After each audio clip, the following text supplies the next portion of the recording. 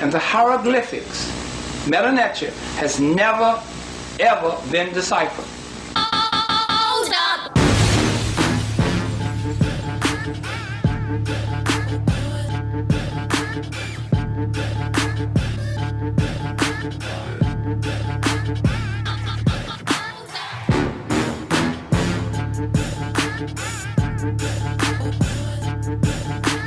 And the hieroglyphics, Netcher, has never.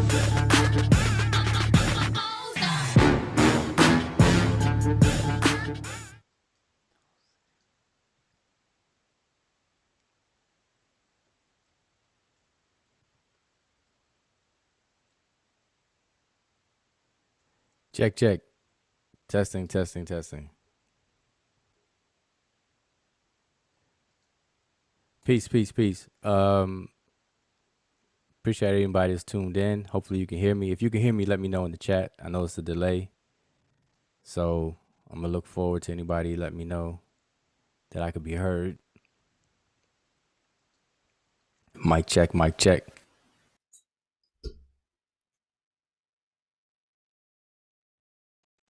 Mic check, mic check. Someone in the chat can let me know.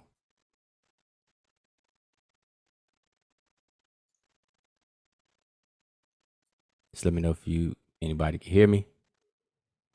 Because from my end,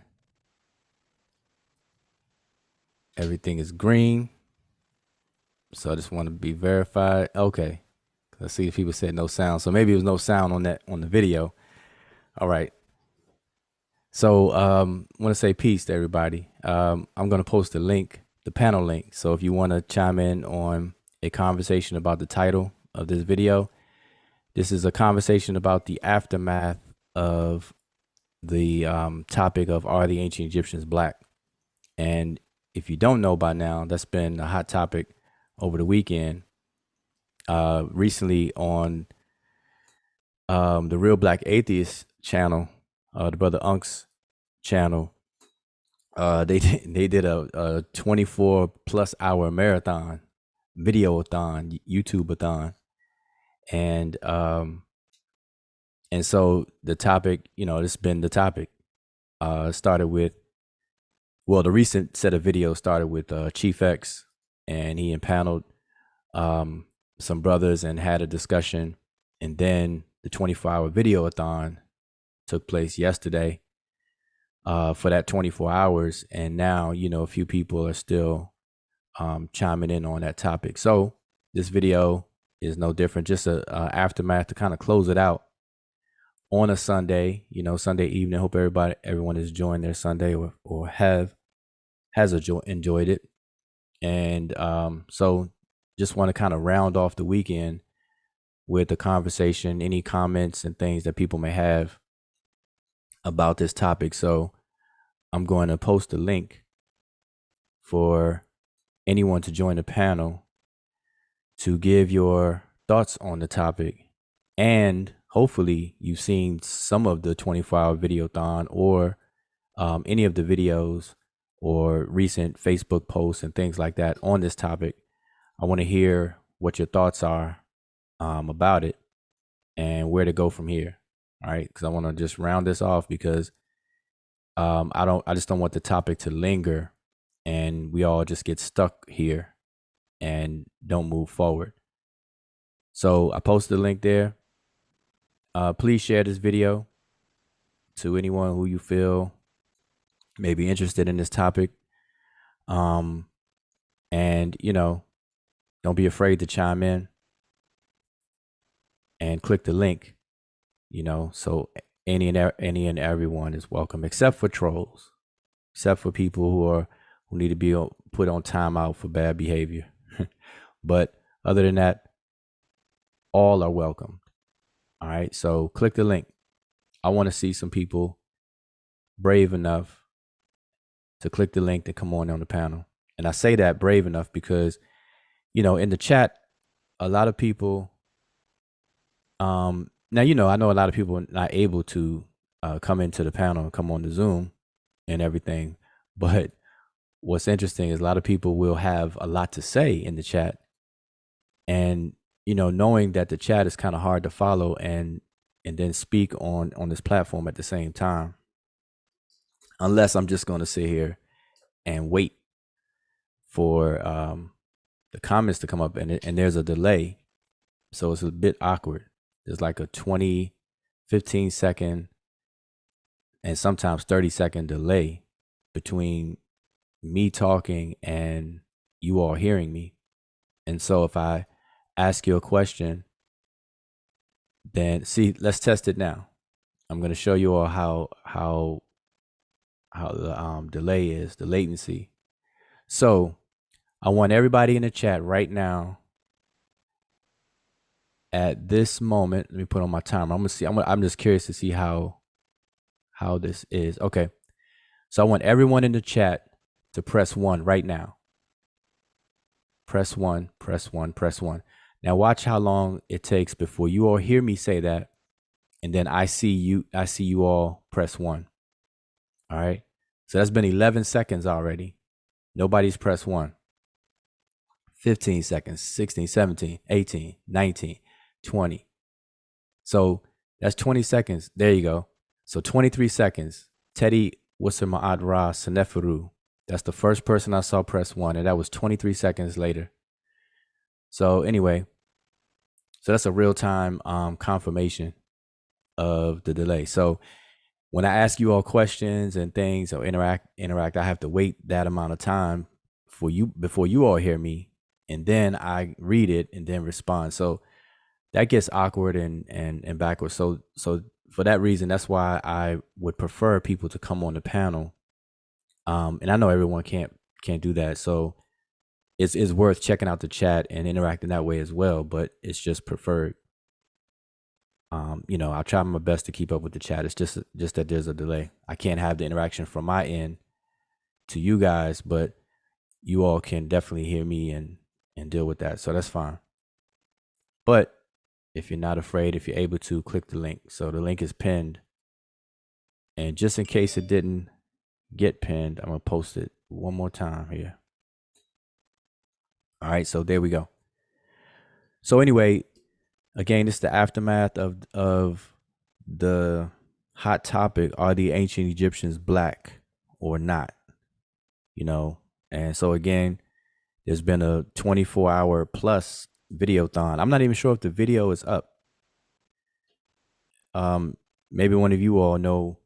I went to look for it, and I don't think it's up yet. I'm not even sure if it will be allowed to be up, because when I clicked on it, it gives you that video not available message. So I'm not sure if it has to process such a large video, or I'm not sure. I'm not sure. So we'll see. So maybe we have Run and Gun in the house, Hotep. And I'm not able to see the avatar. Is that the brother? Well, there's only one person I know on Facebook that deals with will have the name I Run and Gun. And let me tell everyone, listen, if we're ever able to gain agency and to get into statehood and run a state apparatus or whatever, the brother I Run and Gun will definitely be a person who should be in charge of defense and arms and ammunition and training. And I'm speaking on statehood, and that's like far, that's an aspiration that's far out there, but on the realistic side, in a community or whatever, because I've seen the brother's dedication to gun safety, gun knowledge, or firearm knowledge, firearm safety, firearm use, firearm practice, firearm laws, and the whole nine. So the brother's in the chat right now. I Run a Gun. So if you're interested in anything dealing with firearms, and even I believe he has classes or training, I'm not sure, but he's there, so he can speak on that. But check that out. So because I see the post on Facebook. And I used to go to the range, um, and deal with that quite a bit. But it's been a long time, so I was fascinated about firearms and everything. Had my first firearms soon as I turned 21. Turned 21, boop, right up there at the store. And you all know, I was born and raised in Washington D.C. And in D.C., you couldn't have a handgun or a shotgun. There was no guns, but everybody had them, but you could not legally have one. So, but in Maryland, it was a completely different story. So, as soon as I turned 21, I was right there knocking at the door. Silver Spring, Maryland. The gun, I don't even remember the name of the shop. Gun shop in Silver Spring. So if anybody in the DMV area, you know exactly what I'm talking about in Silver Spring, downtown Silver Spring, near the Silver Spring Metro station. Gun shop had everything. But anyway, enough of that, of all that good stuff. So, yeah. So, all right, the link is posted. I'm up here just yapping, trying to buy some time for somebody to pop up in here on the panel. I know y'all don't want to hear me talk the whole time. Maybe you do. I don't know. So anyway, all right. So to the topic, are the ancient Egyptians black? So I guess I got to interact with everybody in the chat. So I gotta do this 20-second delay thing. Y'all are forcing me to do a 20-second delay. All right. So let me ask you all then. What are your thoughts on the topic? Are the ancient Egyptians black? Now, I'm not asking you to answer that question. Okay, so let me just be clear. I'm not asking you to answer the question right now. I'm just asking you to comment about the question even being asked and what you've heard about, if you've heard any of the videos and seen any comments. So in other words, I guess I'm asking you all to comment about how this question has been handled. Let's start there. How do you feel the question is being handled or has been handled recently? So let's start there. I don't necessarily want your answer to the question, at least not yet. You got to come on here to share that. So let me put a filter on it then. So if you want to answer the question, you got to come on the panel. All right. Make sure this link is posted again. I know you all see the link. All right. To come on the panel. But if you want to answer the question, you got to come on the panel. But otherwise, just give me your thoughts on how you think the question is being handled. And again, see, when I ask the question, this 25-second awkward moment of silence where I have to keep on talking and just what do you call it? A filibuster or waffle on, as they say. Chatty patty on. All right, so I don't see any responses yet. Okay, Teddy Wasserma'at Ra says the people that was against them being black never heard or seen Diop and Obenga kill this topic years ago. All right, so let me make sure I didn't miss anybody else. All right, so let's deal with that comment. Okay, so the people that were against them, against the ancient Egyptians being black, never heard or seen Diop or Obenga kill this topic years ago. From my experience about people who are having this discussion, I will say that they're not thoroughly read in Diop or Obenga's work. Definitely, they're not thoroughly read in their work. But I really don't think that would have a bearing on how the conversation has unfolded. I really don't. I really don't. I think that even if people were aware of Diop's work, I mean, beyond aware, I mean, actually read his work and read Theophilo Benga's work and actually read the entire UNESCO conference and all of that good stuff, I don't think it would change anything. And I think we have one person on here. I cannot see.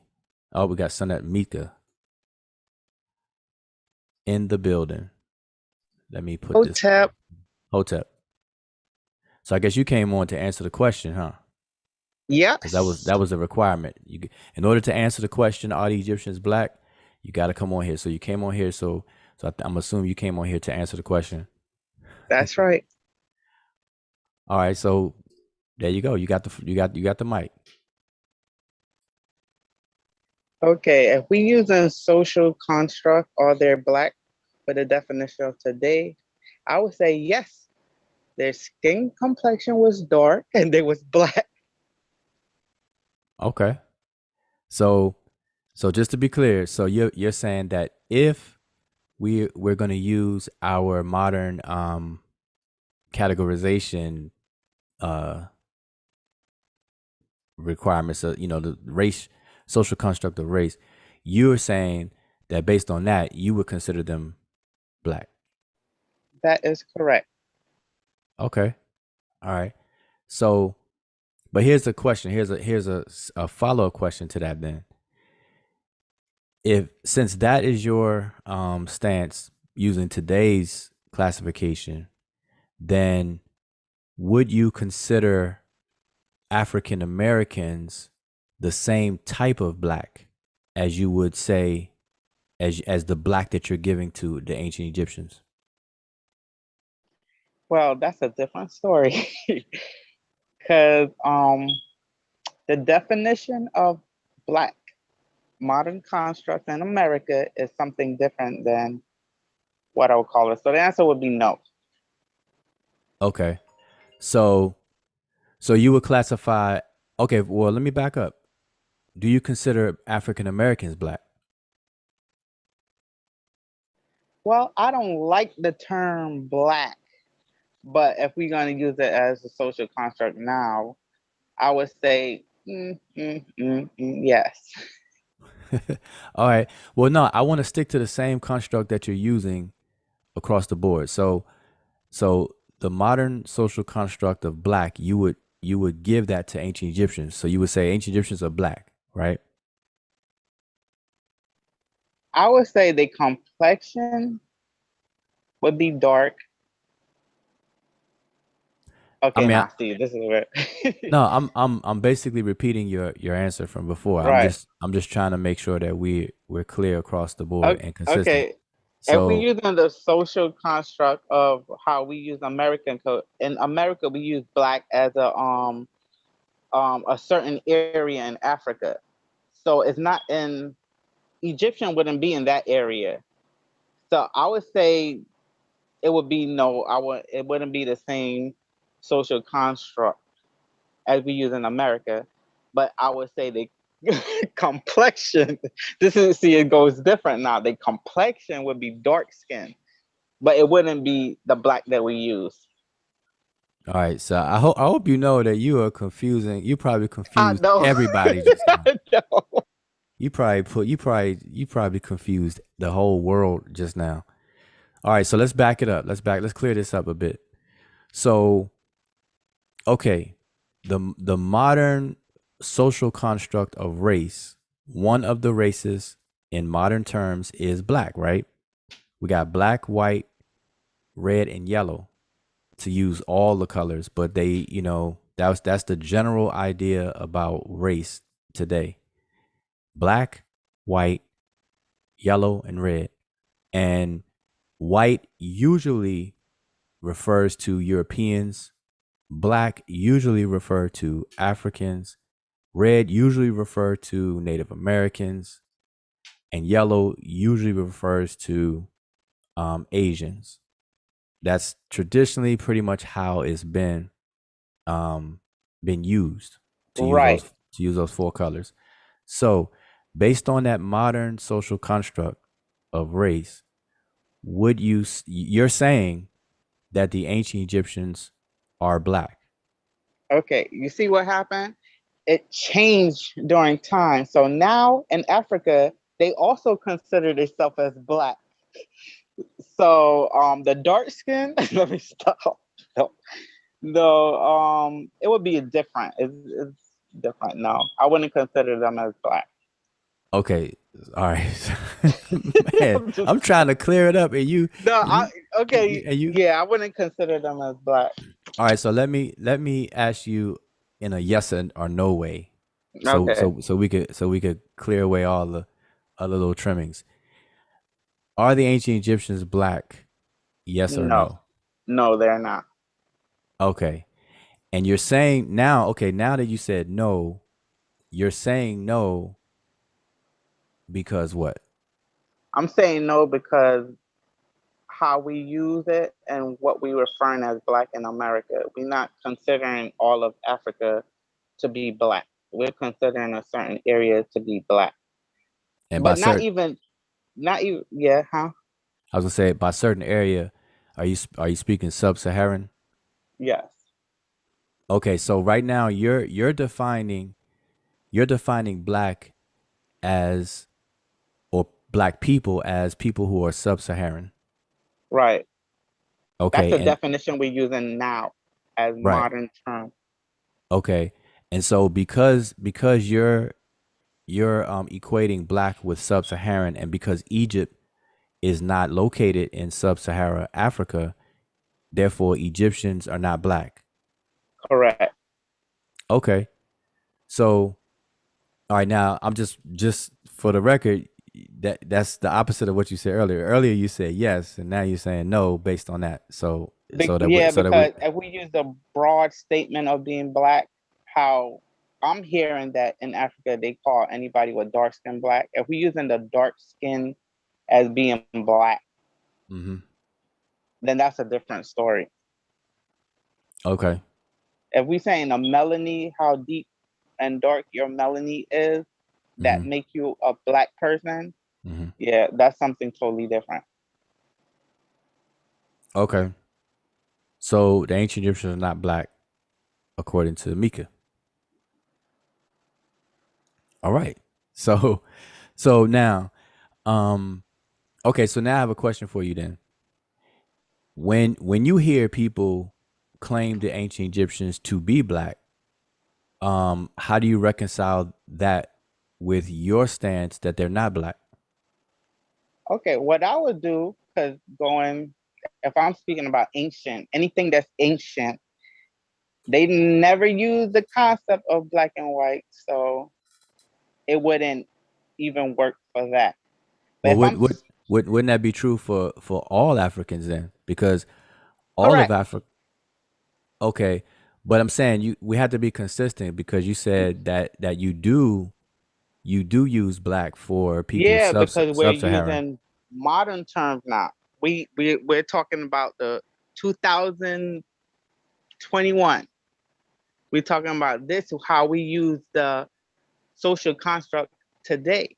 Okay, so all right, so let's fix ourselves in a time, right? So Right, right now let's stay in 2021 right for right now. right. So in 2021, sub-Saharan Africans are black according to you. According to the definition of being black, yes. Okay.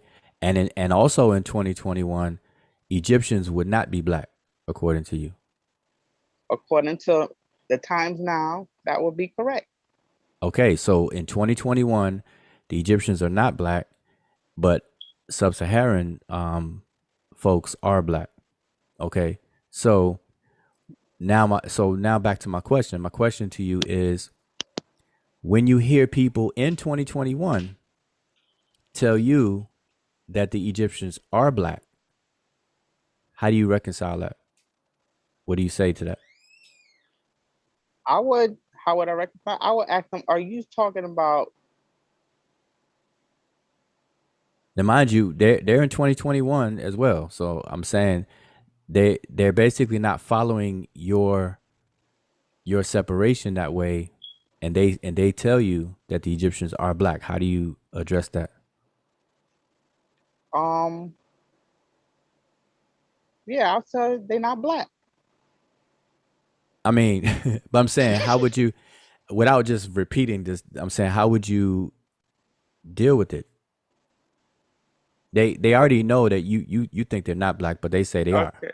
Oh, well, I would say I would say they are dark skinned people, but they would not be considered black as the modern term we use in today. Now, even though we're positioning ourselves in 2021 here in the present, but we're talking about the ancient Egyptians though. So just to be clear in the chat, Okay. um, because I don't want you or the chat to think that I'm talking about the Egyptians um in the present in the Arab Republic of Egypt right now. I'm speaking about the ancient Egyptians. Um, If we're speaking on ancient, anything ancient, we didn't use the modern term, the concept of black and white. So I wouldn't consider anybody ancient as to be a color. They would be whatever they are called or whatever they call themselves. But if we use in modern terms today, or if we were defining something today, then yeah, I'll use it like that. Like I would say they're not what we call black. okay, so when you're confronted by someone who uses the modern terms and definitions, but they say the Egyptians are black, when you say that they're not in modern terms, that's what I'm asking. How do you deal with that? No, I would say no, they're not black. They will be uh, mm, they will be Egyptian. So you would just you would just agree to disagree and just say, hey, I believe they're not black, and you believe they're black, and we just gotta Right, agree to disagree, and see you later. right. All right. So that's a quick one right there. That's like, all right, well, you believe what you believe, I believe what I believe, and peace. End of That's story. Right. end of story. That's just a wrap. Okay. All right. So it can't be any more straightforward than that. Right. Um, all right, so let me ask you this because now hold up. I want to remind the everyone in the chat. The link to come on the panel here is pinned to the top of the chat. So if you're able to come on the panel, because it's awkward to interact through the chat because of the delay. You know, I showed you all how there's a 23-second delay, and it fluctuates. It's from 20 seconds to 30-second delay between me saying what I'm saying and you all hearing it, and so it gets a little awkward to kind of interact that way. Um, so click the link if you want to chime in. I would love to hear from you, just like how I'm asking Mika these questions. All right, so back to you, Mika. So now let me ask you this. So do you think the question in and of itself is an appropriate question, or does it actually apply? Or do you think it's even relevant? Is the question irrelevant? You said that's Yeah, what you asking? I'm asking, how do you feel about the question itself? Like, are the Egyptians black? Does it matter? Is it relevant? Um, do you think Uh, it's a fruitful question that's going to yield some insight? no, because someone being black don't change anything. I mean, it don't make you better than anybody else. So I don't think it matters. Okay. So you mean to tell me that black people don't have superpowers over everybody else? I Nope. mean, melanin power. Nope. Okay, we got melanin. We got the power to lift boulders. And what happened to blacks? You know, a black man being a maker, owner, cream of the planet Earth, God of universe, father of civilization, God of universe, and the black Man, woman being God. What happened to all that? wow. If we had those powers. Okay, so if it's not, all right. So let me ask you this question then. So I hear that answer. So your answer is that it's not really relevant. Um, so let me ask you this a different question then. Did the ancient Egyptians become the ancient Egyptians because of their skin color? No, Okay. Did the ancient Egyptians become the ancient Egyptians because of their DNA? no, Did the ancient Egyptians become the ancient Egyptians because of the modern social construct of race? no. Okay, so if the ancient Egyptians did not become who they were because of those things that you said no to, then what made an ancient Egyptian an ancient Egyptian? Culture. Okay, so I see you've been paying attention. So that's you've been paying attention. Mika's been taking notes, boy. She's been taking notes. I bet you got pen and pad and sticky notes all over the No, refrigerator and no, everything, huh? because I know every ancient, they had their own culture. So I think mostly if they based on culture, and it never was based on skin color. Right. Okay. So that being the case, so let me repeat. So you're saying that the ancient Egyptians were the ancient Egyptians because of culture and not because of DNA or race or skin colors, right? Right. Okay. So let's back up a few questions ago. So when people ask the question, are the ancient Egyptians black? Doesn't that question in and of itself, it just takes you outside of what defined the ancient Egyptians? Right. That's Right. correct. Okay. So I think that alone will make it irrelevant to the ancient Egyptians then, because they were never defined by whether or not they're black or not. That's correct.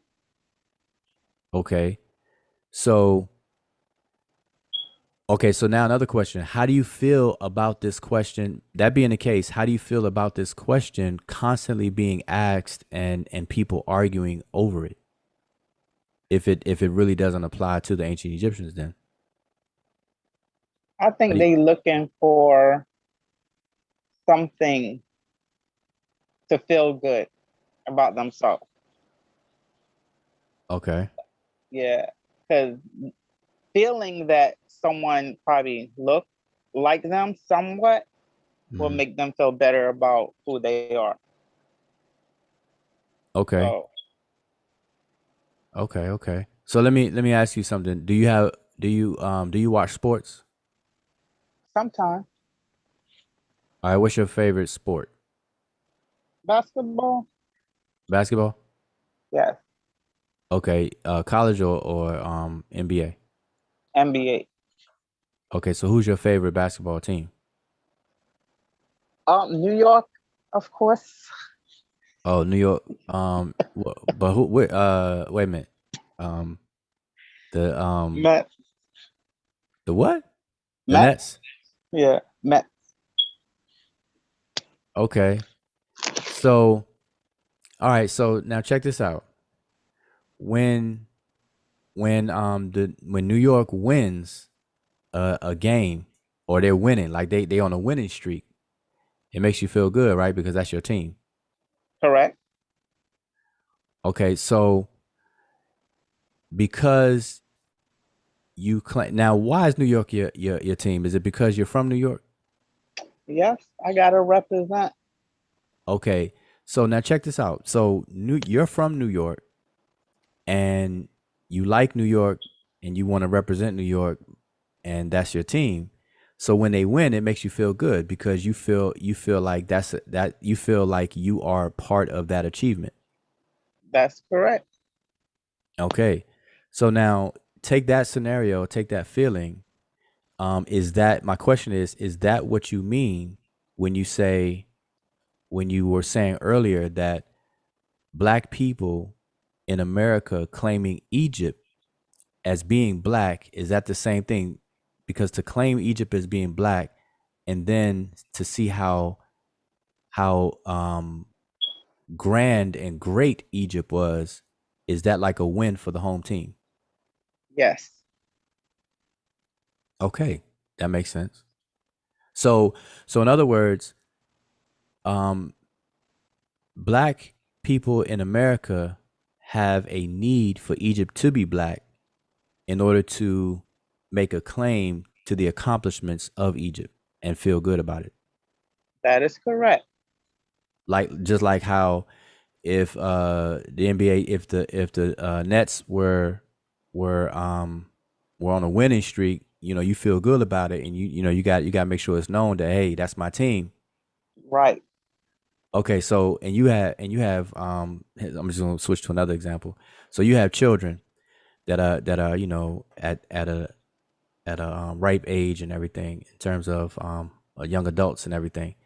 But when they were growing up, um, and they had school functions or was participating in anything, and they achieved you know a medal, a ribbon, an award, or honor roll or whatever the case is, it made you proud, right? Right. Yep. Now, were you ever in a situation where one of your children accomplished something and you felt the need to let other people know that that was your child? That's right. That's my child. Yep.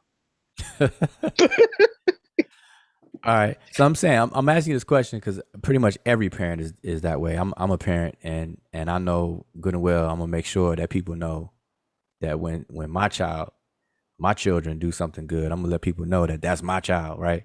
So that's what we all do as parents, right? Right. Okay. So now that that feeling of of making yourself even though you're not the one that won the game or won the trophy, it's your child that did it, but you feel like you are a part of it.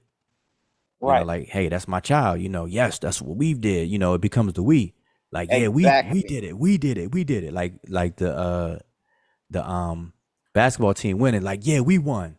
We won. That's Yeah, right. we won. L.A. Lakers win. We won. Yeah, we won. You know, for all those soccer fans and how they you know we call soccer, we call football soccer. Other people call football, but like Arsenal, Liverpool, or whatever the soccer teams when they win, you got people that be like, yeah, we won. So that right there is is a common thing. And so, okay, so what you're describing is when black people in America or African Americans claiming ancient Egypt as black, knowing that ancient Egypt was a very great one of the greatest civilizations, the greatest in ancient times during its time, um, that's a win. That's that same feeling like we won. We want to claim an accomplishment in history and an historical accomplishment, and that's the we. Our ancestors. You hear terms like our ancestors did such and such such and such. Deshareb says I'm a coercive interrogator. Listen, Deshareb, the link to come in here on the panel is in the chat. So if you feel like I'm coercing Mika, then you know you can come in and answer the same questions. So because I'm not trying to coerce, I am asking the question and then making sure that the answer that I understand the answer given. So um Mika, you still there? Yes, I'm here. Okay. So is that correct that's what you're saying black people are doing with Egypt, similar to the examples I just gave with the parent and the children, and then you with the New York basketball team? Right.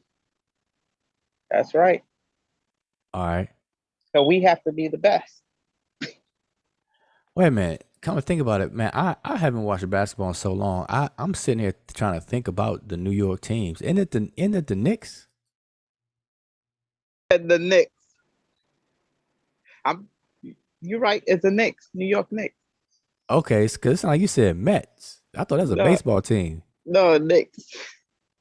Man, I'm like, you throwing me off. I'm like, wait a minute. You said, is it in the New Jersey Nets and the New York Knicks? Yeah, the And New York Knicks. No. okay, you had me twisted for a second. All right. Okay. So, all right. So that's the thing. Now, um, okay. So if that's the case, that's what black people are doing, um, do you think that's useful?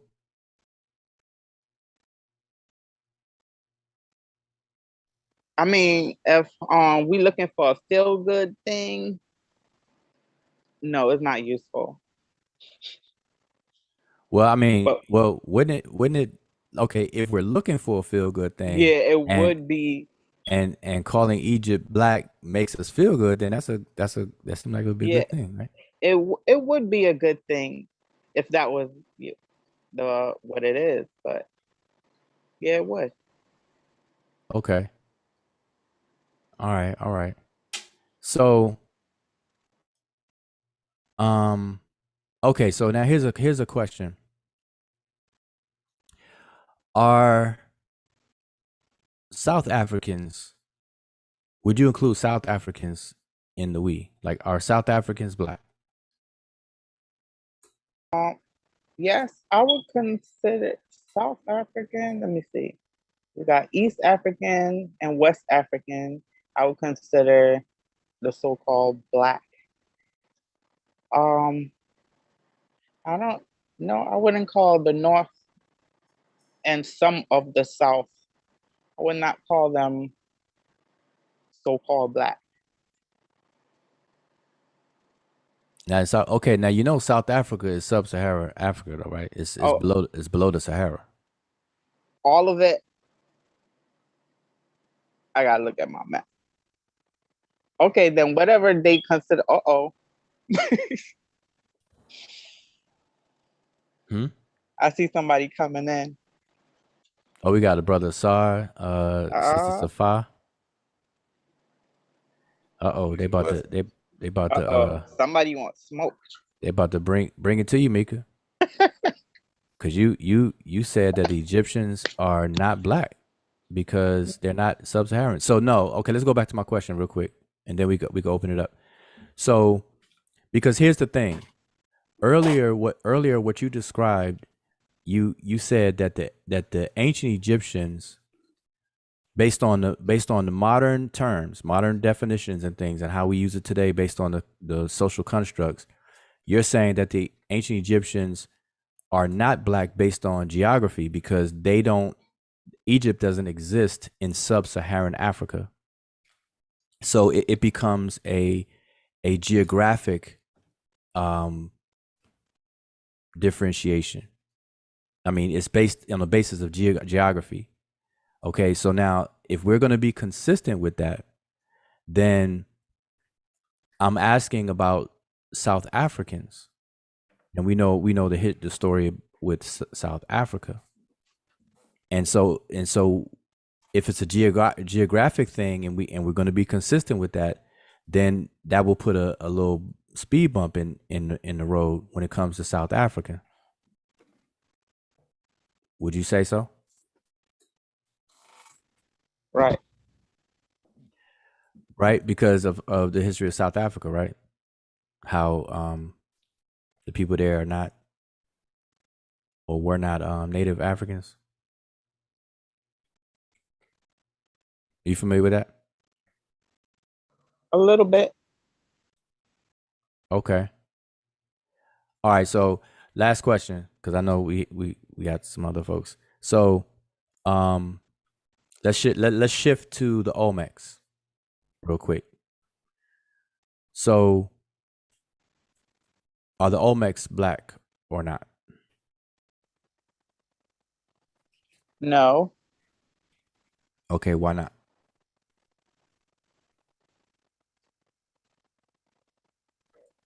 Why they're not black? Yeah.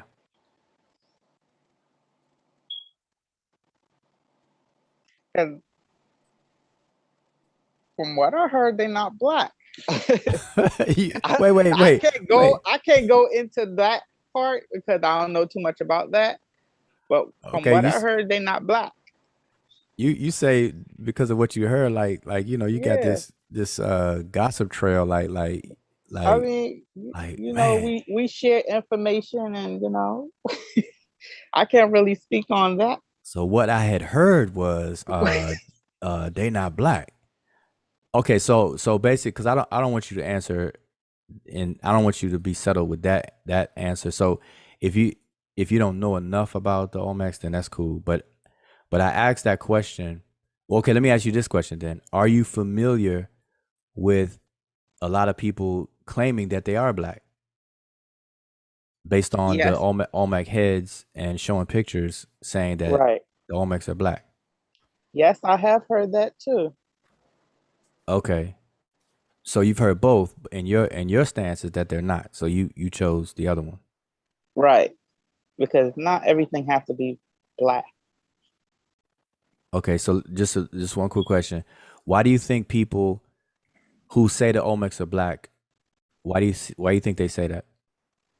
The same reason why I said they want Egyptians to be black.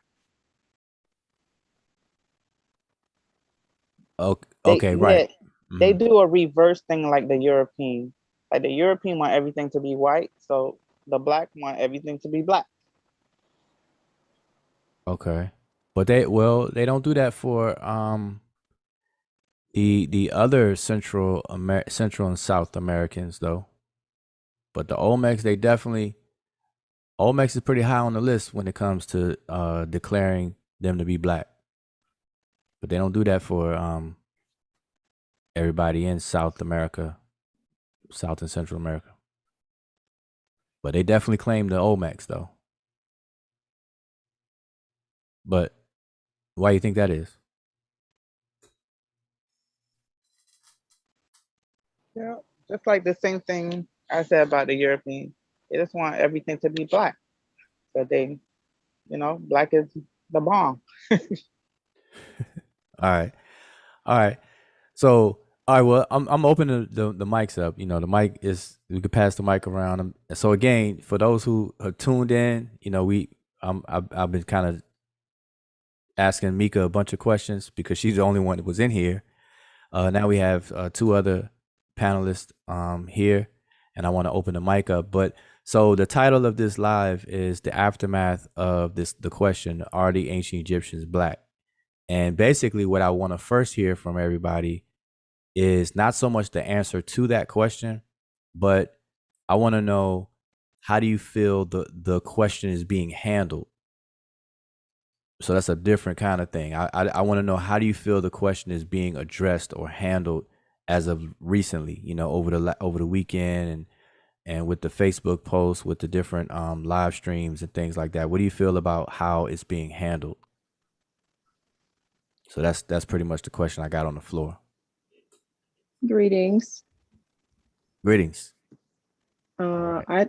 I just would like to respond before Brother Asar gets on. I know he's an expert. I just have a question. I think this question is relates to the question that you just asked me. And I just want to know, is it reasonable to inquire as to how a people you are studying look like? And I do understand that the question of them being black or white, I feel like it's a ill formulated question and it's not easily answered. And I think people are trying to get a quick fix or a quick answer. And it's not that type of question that could be handled so easily. So I think the way it's been dealt with this weekend is kind of haphazard. Um, and it takes more time. It takes people that are trained in that area or learned in that area to be able to handle that question. But I did want to ask you once again, is it reasonable to inquire as to how a people look when you're studying them? So what do you think about that? Okay. Well, first, your answer to my question was very was a great answer, and it's an answer that I share. So I share the same sentiment as you. You know, in terms of the question, if if discussed and raised, it would take a lot more and better formulation of the question and things. And we discussed this on Asar's here on Asar Imhotep's channel yesterday. So for those listening, go check out the video that we did last night on Asar Imhotep's channel, where we actually discussed that very point. But now to answer your question, um, to even want to know how a people look that you're studying, um, okay, if we're dealing with ancient populations versus, you know, obviously an existing, you know, thriving culture and population right now, I guess that will determine if the question is even necessary. Because obviously, if the people are alive and kicking, you don't have to wonder like how they look, because you just go to where they are and you study them, or whatever case is, using technology. So I think the question is really dealing with former existing cultures and populations of people, and that's a hard thing to do, obviously, because they're not here to just see them in some form or fashion. Um, so I think that is a problem.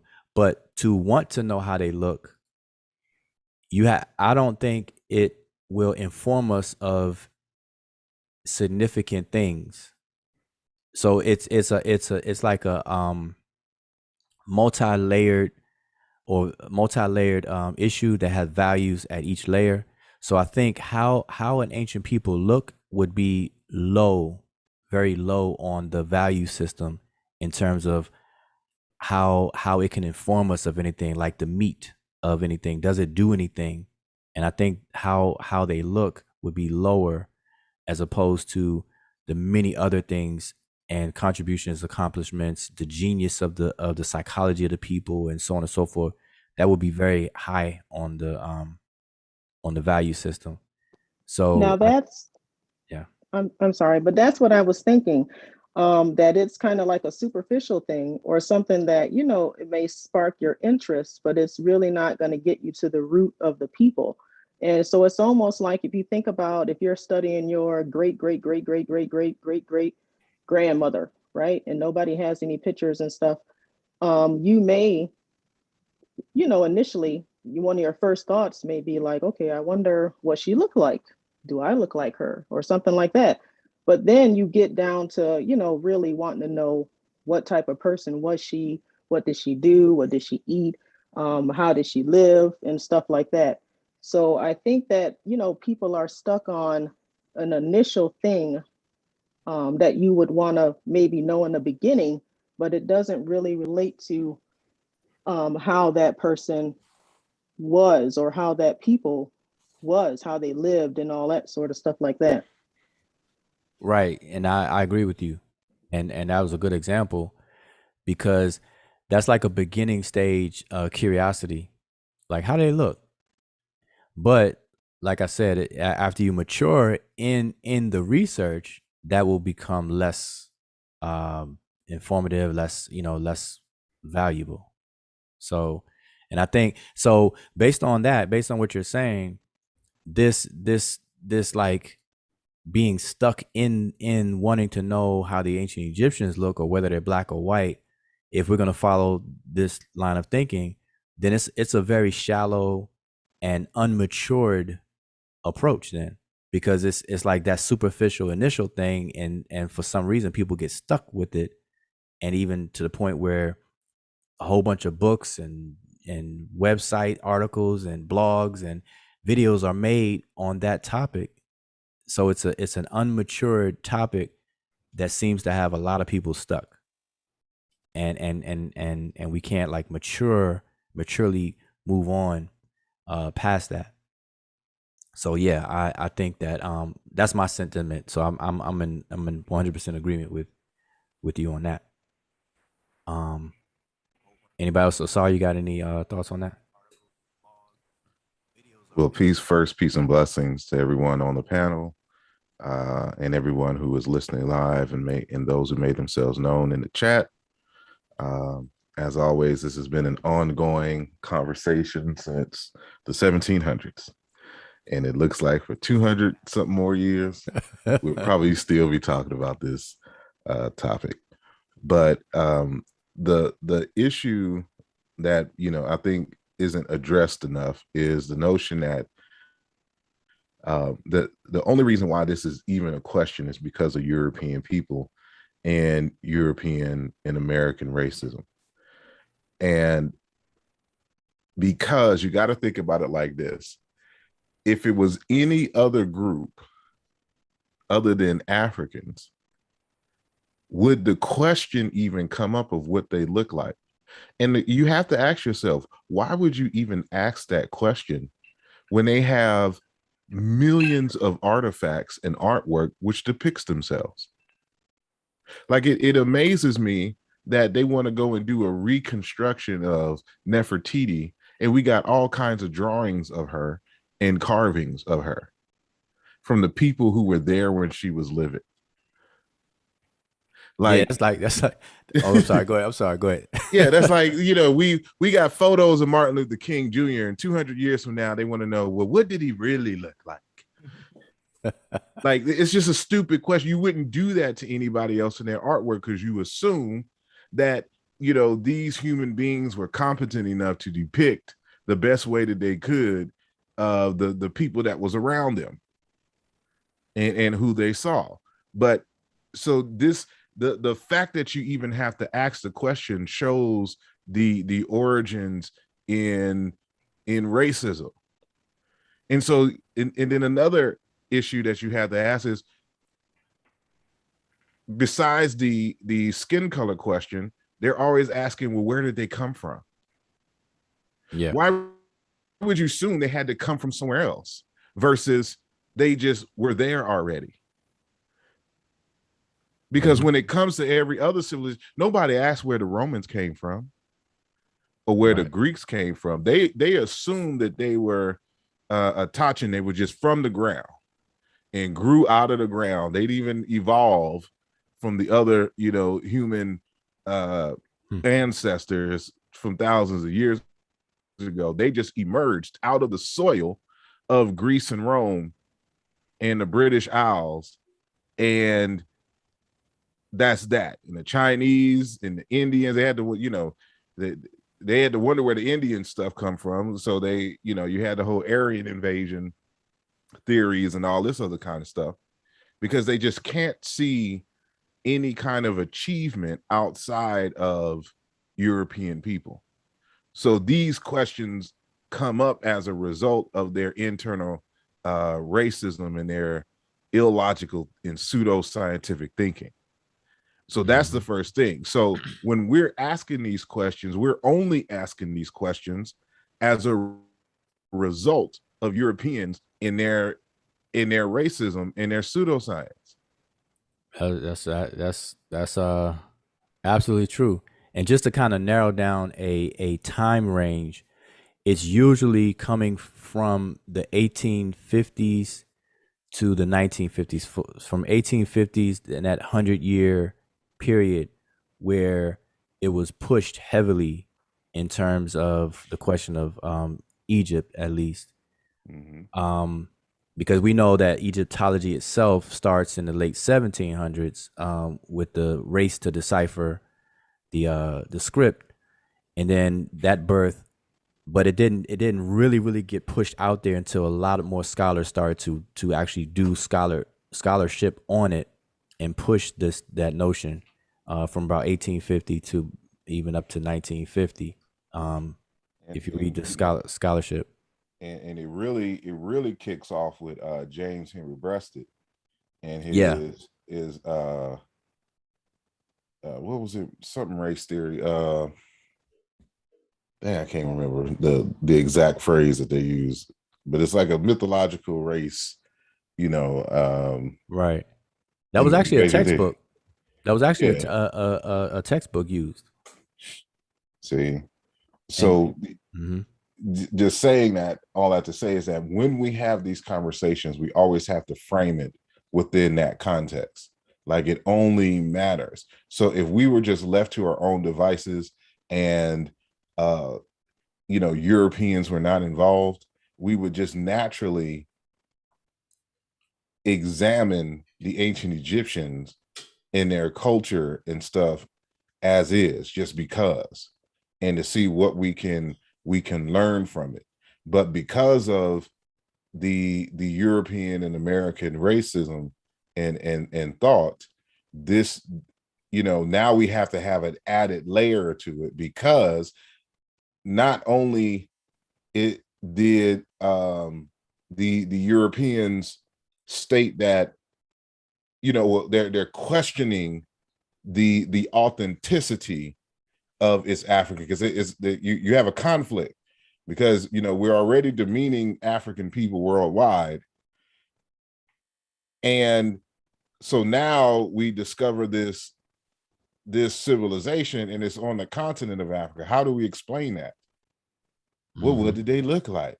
Were they really dark? Is all the color on all the walls symbolic? These have to all be wigs, all these styles. Every single hairstyle in ancient Egypt is a wig, according to European scholars. And it's just the audacity. And not only that, you just have folks trying to claim the ancient Egyptian civilization and to take it out of Africa. And so now it becomes, ancient Egypt is not a part of African studies. It's part of Near Eastern studies. Yep. They had to make up a whole geography, Near Eastern. That don't even make sense, because we don't have a Near Western. The Near East could just as easily be reframed as the Near West. Where's the dividing line? Right. But so here's the interesting though. To frame it that way, I think is a accurate frame up. But is there another 2.0 version of that now with with what we do as African Americans when it comes to, let's say, the Olmecs? So because we there's a lot of people out there that will advocate that the Olmecs are black and things, and so it seems like we have got infected with that what European and American racism has done with ancient Egypt. It seems like we have kind of picked up a little crumbs on that and are doing it with the Olmecs. It's not just crumbs. We got whole slices of cake and pie of this European racism. You got to remember, like, this whole conversation starts with white people, so-called white people, and their internal racism, and how they, because of power dynamics, have shaped the minds and values of different folks around the world. And so because of the transatlantic slave holocaust and the subsequent Jim Crow era and the civil rights era, where we just have centuries upon centuries of diminution and the devaluing of Blackness and African people, to the point where Black African Americans do not want to associate at all with anything that comes out of the continent of Africa, because they think it is less than what everybody else has done. So that's why we go to the Olmecs. This is why we Hebrews. This is why we the original Arabs. We are the Moors in Spain. We were the original Chinese, anything but African. Yep, original Greeks. We wrote the Yeah, we are the King James we King James. I was one of them in the ICUPK talking about King James was black. now see, we got problems. We got some serious problems when we're trying to make King James black. Yeah. So we always gotta keep this in context. And so I don't put the ancient Egyptians, like people are identifying with the ancient Egyptians in the same way. When it comes to black people, especially in America and on the continent, what we're trying to do is reclaim those civilizations, because in that larger narrative, as I've stated before in the other conversations, you have Europeans and everyone else trying to claim African achievement. So this doesn't just simply include ancient Egypt, it includes the Zimbabwe. And as I told you before, if you get the book Pygmy Kitabu by, I think his name is Pierre Hallel, or something to that nature, he's sitting here arguing that the Batwa, the pygmies in the Central African rainforest, are really Caucasians that came from Europe and settled into the rainforest. So when you have, see, this is the dilemma here. You have the Africans and African Americans trying to be everything but African and avoid our accomplishments on the continent. And then you have everyone else trying to steal all the accomplishments out of Africa and claim it for themselves. Right. The Maasai ain't black folks in Africa. They're dark whites. They're Caucasians. The Afar are dark Caucasians. The Afar are dark Caucasians. Like, so when the issue that is missing from this conversation is historical context. And so you have people running around just making up all kinds of stories online and trying to make up motivations, not understanding that the research into African history is in part a reclamation of African history, because you have people trying to rob it. So it would be no different than Mexicans, reclaiming and fighting against the pseudo African Americans who are claiming Olmec history. Right. So we don't accuse them, because of course all the Mexicans weren't part of the Olmecs, or what is now called Mexicans, but that is their general regional heritage, and everyone can claim it. And so for some others who come and try to snatch their achievements, they have the right to reclaim their own history and to tell their own stories. And so only when it comes to African people, when we reclaim the Zimbabwean ruins, and we reclaim ancient Kemet and Ethiopia and all this other kind of stuff, now we're being mythicizing, and we're being biased. We get everything else but Africans, who are sound researchers telling their own history. Right. Yeah. So I don't know. Maybe in our lifetime we could kind of break the cycle a bit, break it up a bit, and have some forward movement, because it seems like we're good. I mean, see, the topic would be okay if it was fruitful, like if we saw some gain in knowledge territory, really. And I don't see too much relative to how long it's been discussed. I don't expect anything to happen overnight, but I mean, like you said, this topic has been going on since the 1700s and whatnot. So I think that we could do a better job at handling it and I think we discussed it yesterday on just some quick bullet points, things on how to handle it. And UNESCO, the UNESCO symposium, the Cairo symposium, was framed up in a good way to handle research questions like this, where it's multidisciplinary, and they were approaching it from the different fields to bring together the findings to reach some at least conclusions at that time when the symposium took place. So that's the kind of work that would have to be done to even make another step forward.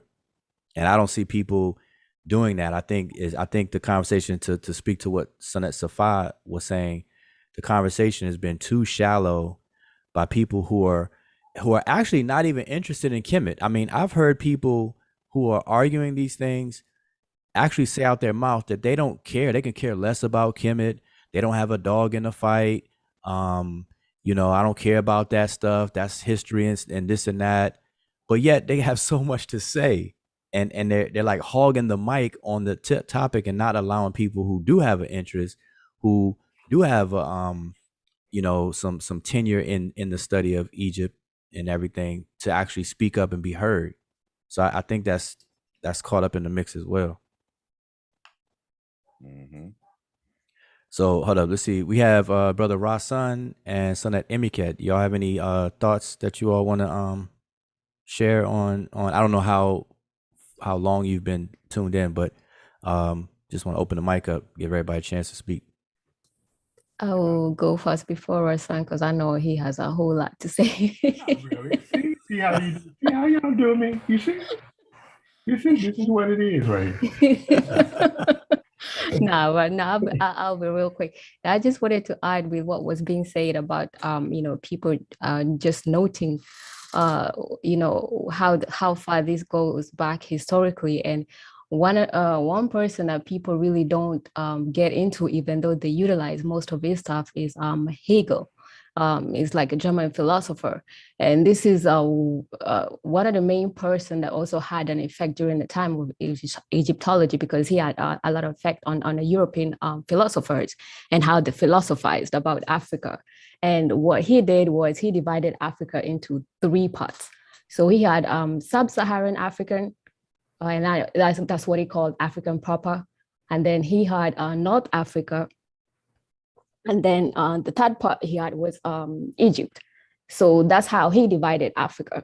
And then I believe he, for sub-Saharan Africa, he described that part of Africa as, a good word is to say innocent and childlike, but it was pretty much to say primitive. They had no philosophy to offer to the world, obviously by being primitive. And then you had North Africa that had some kind of semblance of philosophy, and that's because they had that proximity to Europe. And then Egypt, which also had some kind of philosophy and civilization and all that, because of its proximity to Asia. So that's where you get that whole idea of sub-Saharan Africa. And Egypt, being considered as part of Asia, and then other parts of North Africa being different from sub-Saharan Africa and whatnot. And because he also did some work with Egyptology as well, but he is one of those people who also affected and had some kind of effect on early Egyptologists, and why you see this need to actually take away Africa or Egypt away from Africa.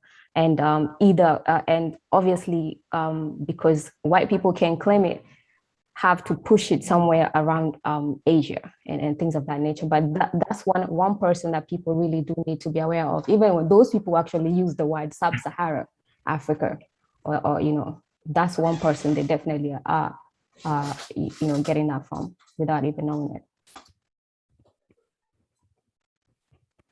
Yes. Just real quick, Rasan, I just want to say this to what you said, Emiket, that Asar mentioned his name, Henry Breasted. Breasted echoed those sentiments, and those sentiments actually still exist right now in the way that they have rolled out the U.S. Census um, application. When you at least, especially all the way up to the 2020 census, when you look at the census and the requirements and the instructions on how to fill out the census form, they will tell you that if you are from a North African country, from Egypt all the way all around the north to Morocco, Mauritania, and so on, you are supposed to put down that you are white on the census record. And that follows step hand in hand with Breasted and his contemporaries, where they considered on the continent of Africa everything north of the Sahara part of the great white race. And so, that speaks to the philosopher that you were talking about. They match up hand in hand. But go ahead, Ruslan. Yeah, my point is off of that a little bit. I apologize if it goes off, but it's I noticed yesterday. I guess since I'm on the mic now, I'll go ahead and say it. A lot of times you have two levels of of anti-Kemetic kind of processes going on in these conversations, and you have people with an agenda on one hand, and then you have lower level, they just have a sentiment, anti-Kemetic sentiment. They don't even have an agenda. they just have this sentiment. But then what they will do is they will use West Africa as a prop, in forwarding that sentiment or spreading that, attempting to spread that sentiment, or at least voicing that sentiment.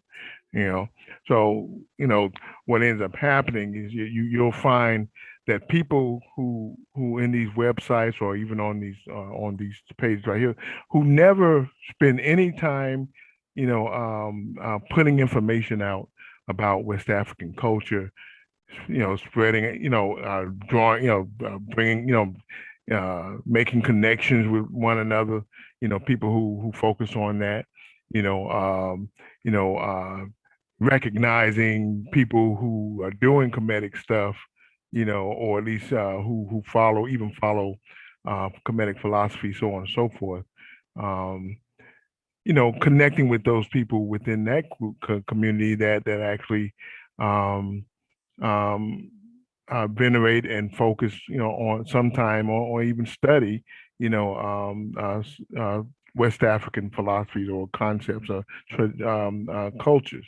They don't they, and in my, it's been my experience that the people within the so-called comedic community who do that are fairly significant. Even if it's, of course you have a gradient going on there, of people, different levels of people who do that, but ultimately you have a pretty significant. I just never really met anybody who was studying Kemetic traditions who don't at some level, venerate and study some African, I'm sorry, some West African tradition as well, or at least study it. So my thing is that you never see these guys forwarding this stuff or teaching about it, talking about it, you know, posting videos about it. I saw a little bit of it today, which is good in our squad, but you never see, if this is what you're focused on, then put it out there. You'll find that more of us are interested in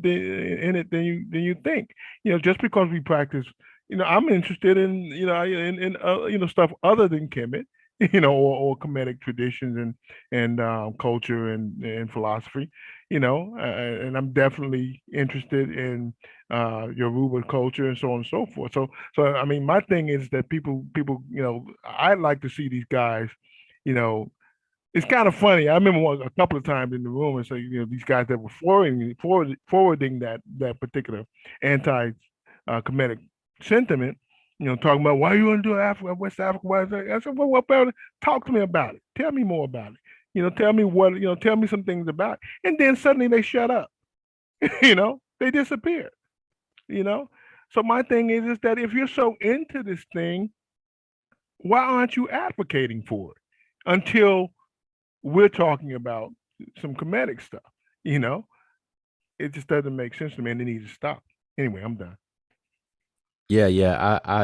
I witnessed that as well. Yeah, I definitely witnessed that. It's almost like there's a, like you said, there's a sentiment where people feel that too much attention is given to Kemet. And when they see people talk about Kemet, like for example, in the Amarat Squad Scholarship Facebook group, if anybody who's a member of it, just go and take a look. You'll see that everything is in chronological order. Obviously, the most recent is always at the top on Facebook groups. And so there was like a whole gap of about 2 months of nobody really posting anything about Egypt. There was no post about Egypt for maybe 2 months straight. And then all of a sudden, when some and it was other things posted. All of a sudden when the topic of Egypt came up, the couple of comments was like, wait, I thought we were already off of Egypt. I thought we were already off of Egypt. I thought we were now on West Africa. Why we come back to Egypt? You know, so it's this or that. And I don't think people realize that there are people who are capable of walking and chewing gum, you know, Right. and we can give attention to anything that's really well organized. If That's anybody right. puts something well organized together and present it, I don't think there's too many people that won't put a focus on it. That's right. You know, and I think that's what needs to be encouraged and advocated instead of trying to make everything adversarial and opposition to each other. You know, West versus East Africa, Mm. super versus sub-Sahara. You Right. know, we're setting these things up, and it's to our detriment because we're listen, on the world stage of scholarship, we are behind. Like we're drastically behind, even on African cultures and history and everything. But yet we have the best resources to do something about it. So it's crazy. Like we're handicapped. It's like we have the best resources, but we're not using it, and we're allowing everybody else around us, and even people on the continent are allowing everybody else to get much further in these different areas of study, and it's crazy, especially Egyptology. I said it yesterday. The German school of Egyptology is probably the most, I would say, contributing in terms of like scholarship and that like grassroots rewriting all the, you know, they'll spend the night at a temple and just redraw all of the glyphs from the temple and then organize it and publish the works and things, write dictionaries. The biggest Egyptian dictionary was done through the German school. And that right there is amazing, to handwrite such a big dictionary, because you think about it, when you write a dictionary, it has to be in quote unquote alphabetical order. And so if you miss words that's supposed to be on page, let's say page 17, no, let's say page 2000, then that means every page prior to 2000 or whatever is going to have to be readjusted, because you got to stick a word in there where it wasn't, and had to move everything down or move something up and rewrite page after page or whatever the case is. And that's, by the way, that's why if you actually looked at the dictionary, you'll see these side notes, and you'll see entries laying at a 90-degree angle and everything. But my point though is we're behind, and we allow these things to happen to keep us behind. So that has to change. You should note as well that, going back to what Brother Rasan, if I'm saying that correctly, was stating, is that, you know, what is, again, I don't know anyone that's especially African American, who is serious about ancient Egypt, who isn't into Africa in general, and especially West African cultures and things of that nature. And it's ironic that, you know, like people don't understand, like there's a greater purpose for what we do. And I was reminded of that today when I received a call from a brother out in Canada, an African out of Liberia, who has a radio program where they exchange information out in Liberia. And so I will be going on his show on next Wednesday, and I'll have more information about that soon. And the nature of the conversation that we had today was something that I hear all the time, is that the Africans on the continent in general are, they only have a colonial education.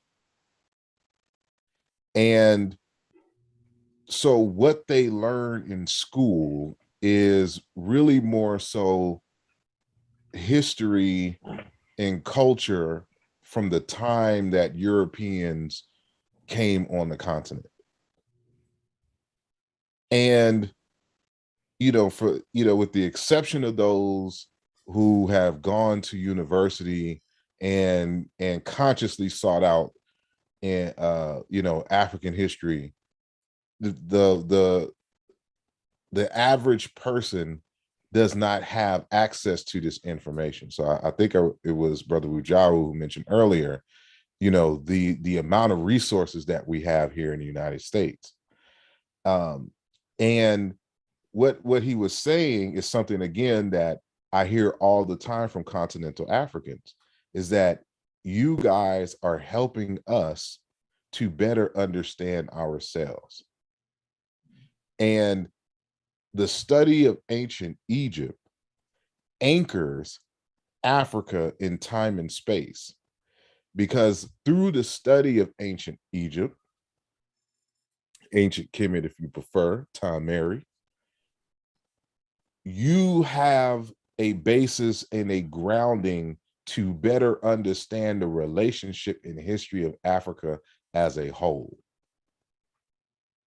And because, as we mentioned in the previous conversations, ancient Egypt spans at least 3,500 years in terms of pharaonic history, with some intermediary or periods of instability, if you choose to use those terms. But for the most part, there was a continuity.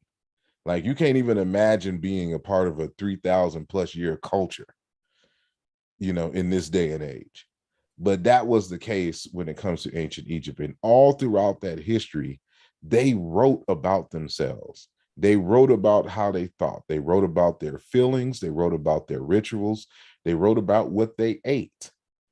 They wrote about who their enemies was and why they were their enemies. They wrote about their relationship to ancestors, their internal conflicts. They wrote about issues of identity, issues of betrayal, all these different life experiences before colonialism. And so when Africans are studying ancient Kemet, they're finding evidence of what it means to be human and African before colonialism totally reshaped the continent. And once these Africans, continental Africans, get a whiff and an understanding of exactly what's going on in Egyptian history, the first thing that they say is, well, wait a minute. We do the same things. And I know that word. We have that word in our language. And so they are seeing themselves in the history and the culture of ancient Kemet. And so now, again, it becomes an anchor in time and space to discover the continental relationships. So the question that comes up next is, well, wait a minute, why am I finding all these commonalities between ancient Kemet and my own culture? Is it the result of chance coincidence? Is it a result of trade? Is it a result of migrations to or from ancient Kemet? Or is it the result of a common heritage from which ancient Kemet is just one branch on this common ancestral tree? And those are the questions that they are asking. And so now they can get a better sense of who they are by now comparing themselves and seeing the commonalities and contrasts between different African groups. And I'll give this one example, then I'll stop. In the book Conflict of Minds, published in 1979 by a Zulu writer by the name of Jordan Ngabani. He was, an advocate, or I should say, he was an activist against, of course, apartheid government. And he wrote extensively against apartheid. And because of his writings, he was exiled out of South Africa. And because of his exile out of South Africa, it afforded him the opportunity to travel.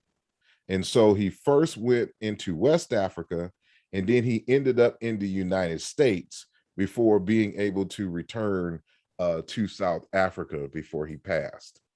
And he actually used to teach at for a little bit at Temple University when he came.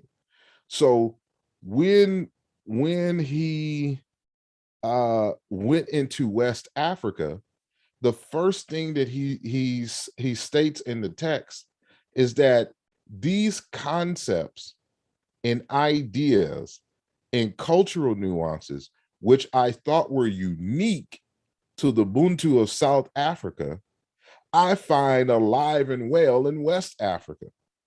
And he found the same cultural symmetry when he was reading ancient Egyptian history and culture.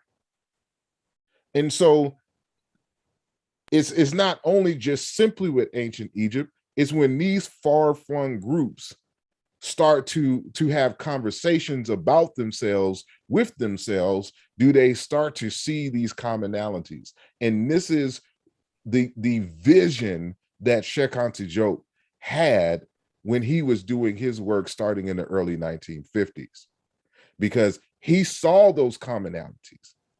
And he said that ancient Egypt is going to be that glue that helps Africans on the ground see their common heritage and history with each other.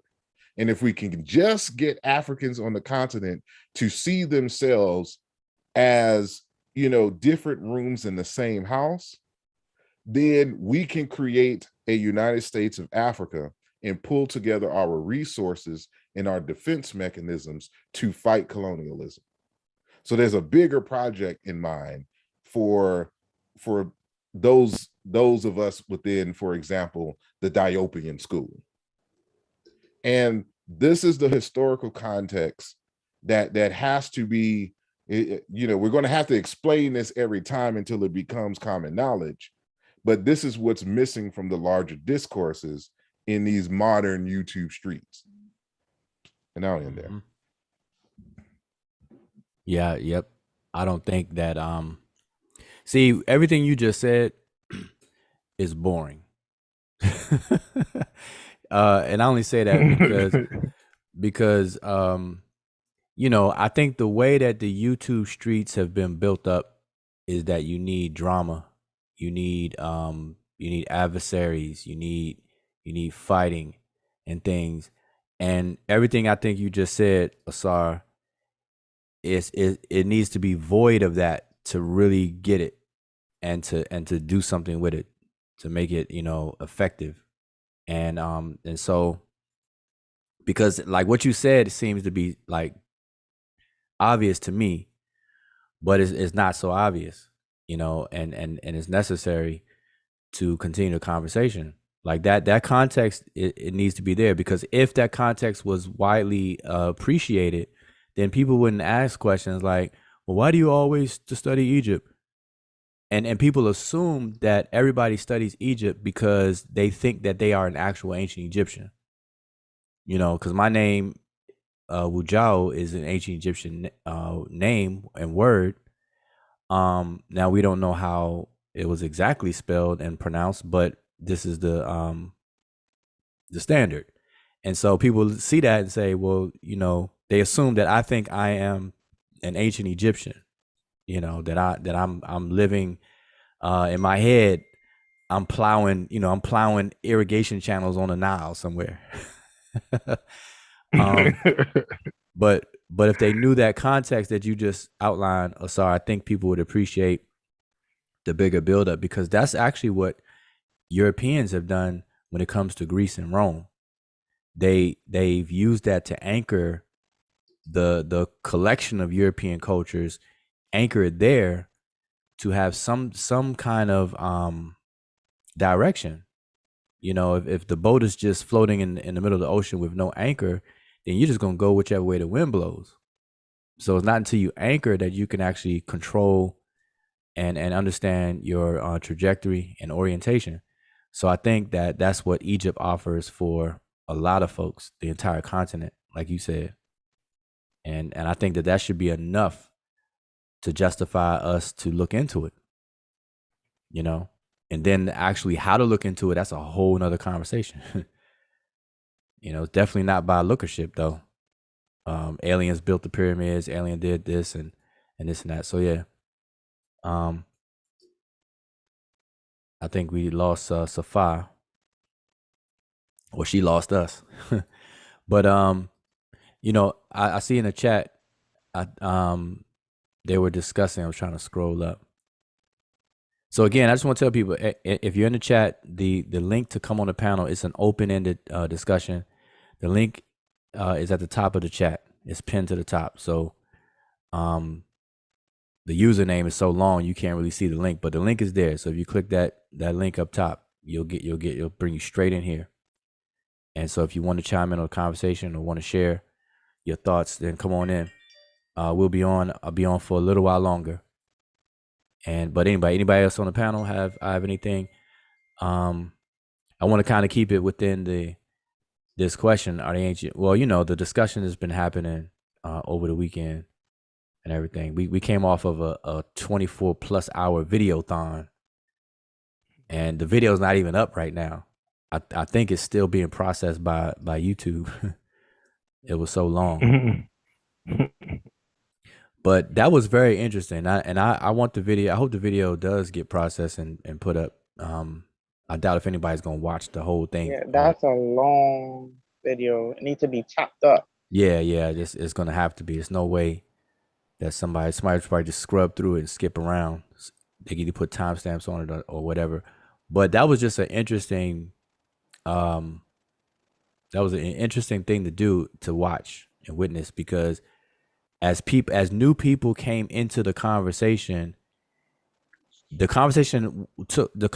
so long that if you watch the whole conversation, you'll see that it's like a revolving door of people that came into the conversation that repeated the same things, which forced the answers to be repeated. And so really, if you watch about 2 hours of the video, you don't have to watch the rest. Nah, it's like a bus that's supposed to move, but people come in, sit, wait for 2 hours, get out. Other new people come in, sit, wait for another 2 hours. Other people come in, but the bus never moves. So yeah, that's crazy. That's exactly. Seriously, it's a over 24-hour session, but you watch the first 2 hours, you pretty much got it. All right. Well, I got a question for Asar. I want to know, is people now getting like black confused with the dark skin? Do you think that's what's going on? Is he there? He's still in here, I but he heard might. my name and I heard there was a question. I just stepped out of the room for a second and I heard dark skin. That's it. Yeah, I want to know if you think that people now is getting like black confused with the dark skin, like they grouping everybody in one. Well, it's let me organize my thoughts. The idea of blackness is just a catchphrase for a range of alleged shared features, because again, when they're talking about black, if from a European perspective, it is the so-called true Negro. So they usually always use the Yoruba as the quintessential Negro representation. It's always like, the Dinka, Yoruba folks, those are the Negroes. And so when they say black, it has to be in that manner. But if you deviate from that type, so it's not just skin color. Again, the word black itself is a catchphrase for a variety of phenotypic characteristics. So this includes skin color, lip size, nose size, hair texture, pragmatism in the jaws, type of forehead, bone density. Like, these are all the characteristics that they are combining, and we use the catchphrase black. Because if in America, Sister Mika is considered black, but her same color on the ancient Egyptians, they're no longer black. Then they start, well, it's not just the skin, they're just a little darker, but they got straighter noses and curlier hair, whatever that is, or straighter curly hair. I don't even know what they're using nowadays. It's a forever goalpost moving conversation. And so, you can't get caught up on that.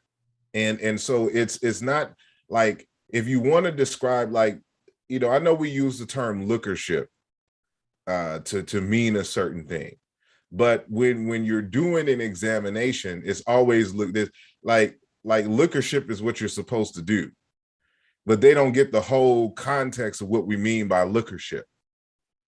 It is when you're looking at something and then you just go with your first mind instead of right.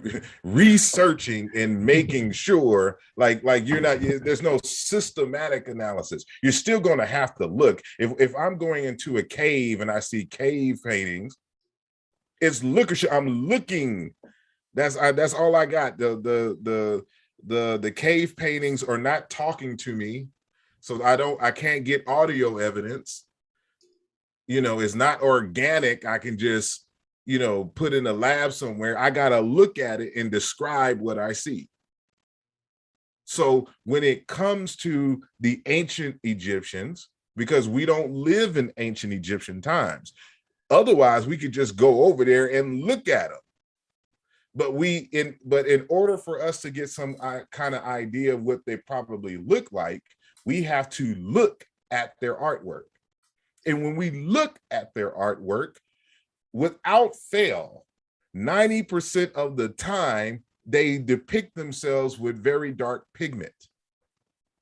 And what we're saying is that if this is a representation of who they are, them with their afros and curly hair and afro braids and all this other kind of stuff, if you was to stick them here in America, they would be lumped in the Negro class.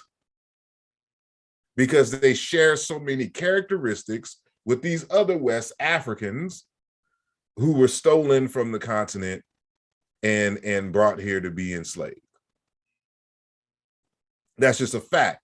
So that's just one surface area in trying to discover who they are. The other one is the cultural and the linguistic and the psychic factor. You know, these things that Diop, you know, helped us to kind of organize when we're talking about identity. If anyone has read Civilization of Barbarism, you know, when we're talking about identity, you know, we already have a solid framework to go over. So like what people don't understand is check on the Diop, he got his PhD in anthropology. So, you know, he's a good reference when it comes to determining identity in terms of what is standard in the field. So when we start going into the psychic factor and the cultural factor and the linguistic factor, as outlined by Sheikh Anta Diop, then we see that the ancient Egyptians cluster closely with those inner Africans, those so-called sub-Saharan Africans, more so than they do with the people in the Middle East. Matter of fact, the people in the Middle East and in Europe always looked at the ancient Egyptians peculiarly, if I can say the word right, because they were so different. That's why they had to describe them. Think about this for a sec. If the ancient Egyptians were closer to Europeans, why would the Greeks have to describe and include the ancient Egyptians' color and hair texture? It was significant for them because it was so different. Even in the Bible, when they talk about where the ancient Egyptians come from, you know, like God has given a curse to the ancient Egyptians saying, y'all Negroes ain't shit. I'm gonna beat y'all up and I'm gonna kick you back to where you come from in what is called, in their time, Upper Egypt, but it was in the lower Egyptian part. Now, all the Egyptologists already default and say that the Egyptians were probably darker the further south you go. The Greeks all tell you there's not one contradiction in any Greek statement that the Egyptians, the words that they use are the words for black in their language. And they got this curly, woolly hair. The people in the Bible lump them in with the Cushites, the people in Sudan, and tell you that the Egyptians originate in the southern part, just right above Sudan. So they already had an idea and knowledge of who they are. So like, this is why, you know, Martin Bernal's text, Black Athena, is very important. And the framework, the way that he framed the conversation in terms of the classical, the ancient model versus the Aryan model that emerged as a result of the Renaissance, and white folks just can't see Africans and others outside of Europe accomplishing anything. So now they had to change the whole narrative. And so, you know, it's just not even a question. It's just look at the walls, look at the artwork. They drew themselves. They never drew themselves looking like the Arabs. They actually drew the Arabs. They drew the Semites. They never looked like them. They drew the Greeks.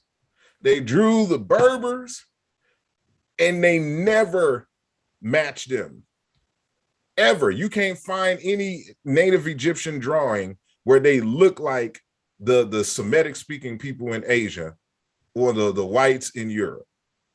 Not one. And so that has to count for something. That's where the lookership is valuable. Yeah, I think that we gotta create a new word for the valid lookership and separate it from the pseudo lookership, because you know, go ahead. How about empirical? Empirical. Well, we got empirical. got empirical data. You can't really absorb that unless you look at it.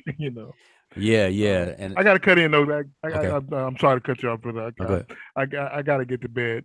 You know, now I've been kind of watching this whole thing and somewhat involved with it over the last couple of days. So keep going. Have a nice day. Have a nice evening. That is. Okay, all right. Appreciate you stopping through. All right, head tip. All right, hold tip. Yeah, I was just gonna say that. Yeah, I think we got to figure out how to separate that because people like lookership. Lookership is always. I mean, even scientists, observe. Maybe we use that word, observe, because when you actually observe something, you're not gonna stop your research there. Like a scientist does not stop at observation. Observation is the prelude to the rest of your work, And so I think we need to use observe or something. Because and I'm sorry to interrupt, but in the case of the Olmec, for example, like a scientist will see, they won't deny what they see. They see the big noses and they see some of them depicted with big lips.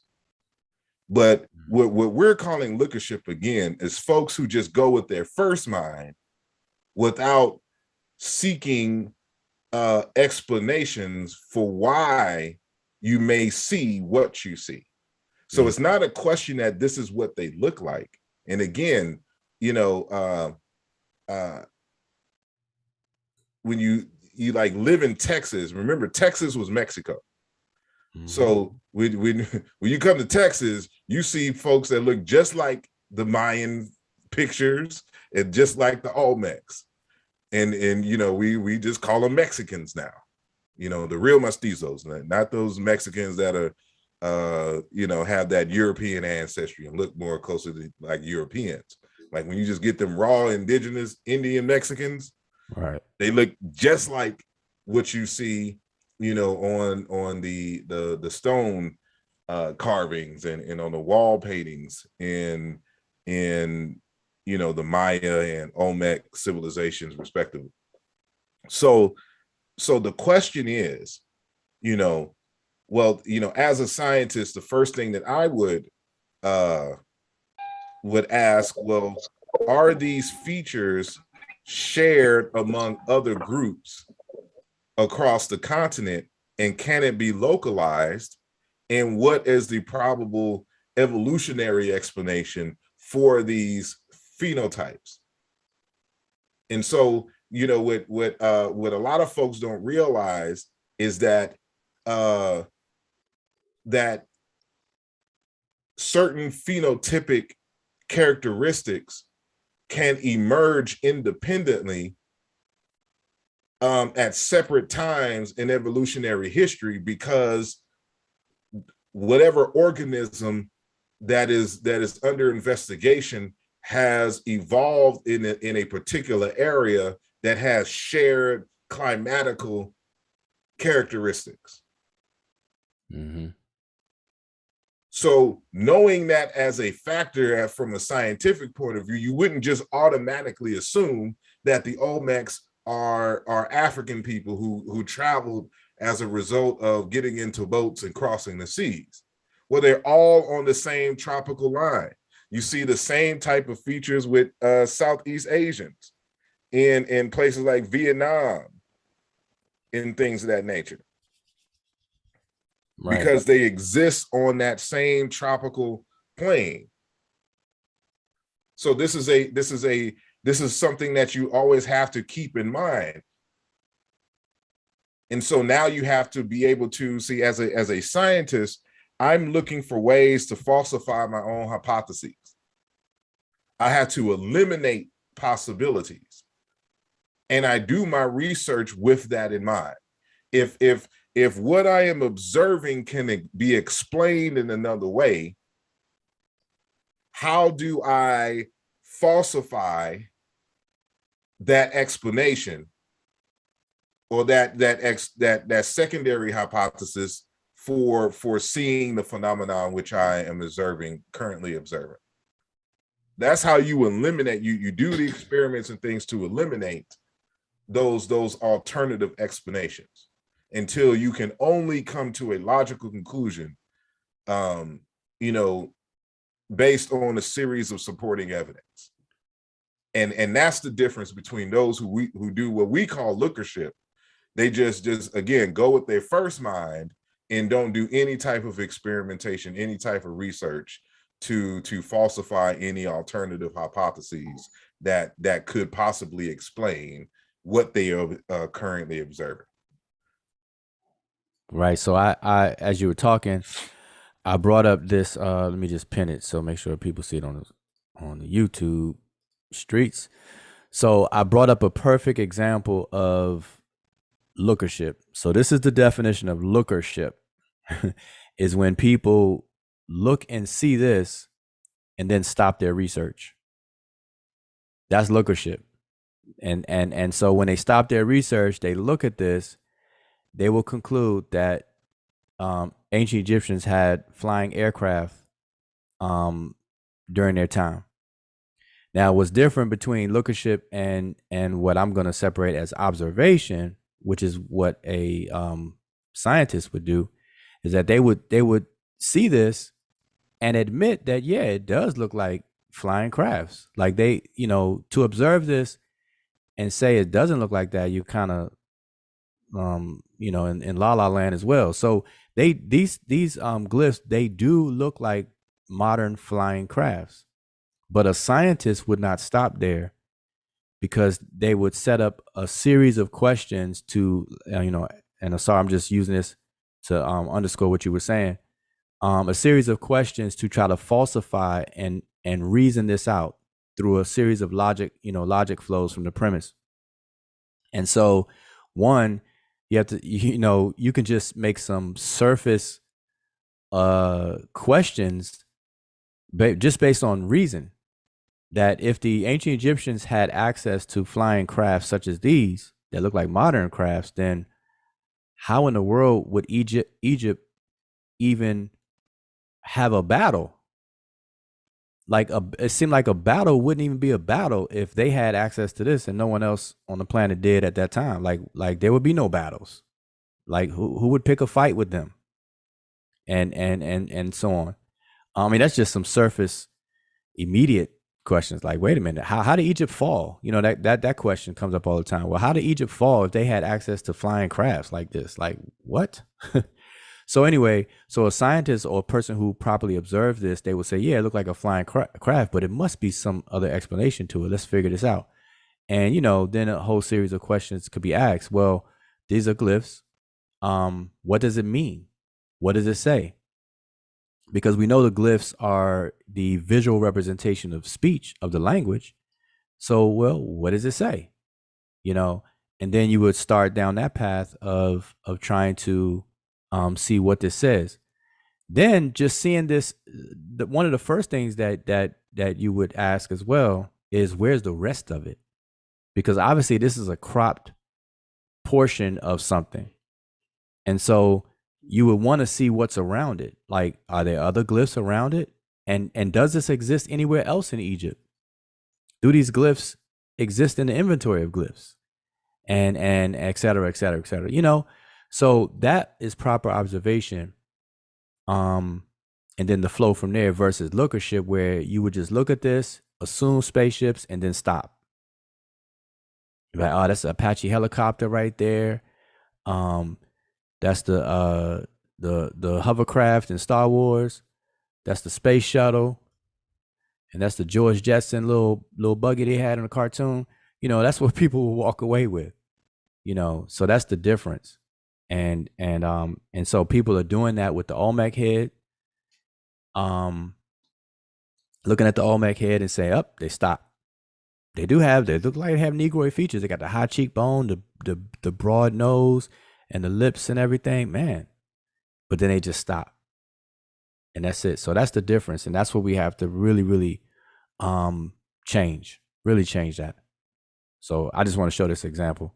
But by the way, let me just say what this is, because I don't want anybody to take a sound bite out of here and say Wujao is promoting alien spaceships in Egypt. This right here, I did a whole article on it, but the short and skinny of it is that what you're looking at is a very small portion of the titulary of two kings, King Seti the First and his son Ramses the Second. So you know how kings have 5 names, and so this is a very small portion of one of the 5 names of both kings sitting on top of each other. Okay, so it's just the plaster fell off, came away, and it revealed what was plastered over along with the newer one. So this is Seti the First and Ramses the Second, small portion of their royal titles. They're called titulary or titulary. All right. So just so you all know, it's not spaceships or anything like that. Yeah, that's it. So I see we have a new person on 2, Kadeem and Ghana Bansu. So if y'all have any thoughts or want to share anything, the mic is yours. All clear over here. I'm just listening in. All right. Kadeem?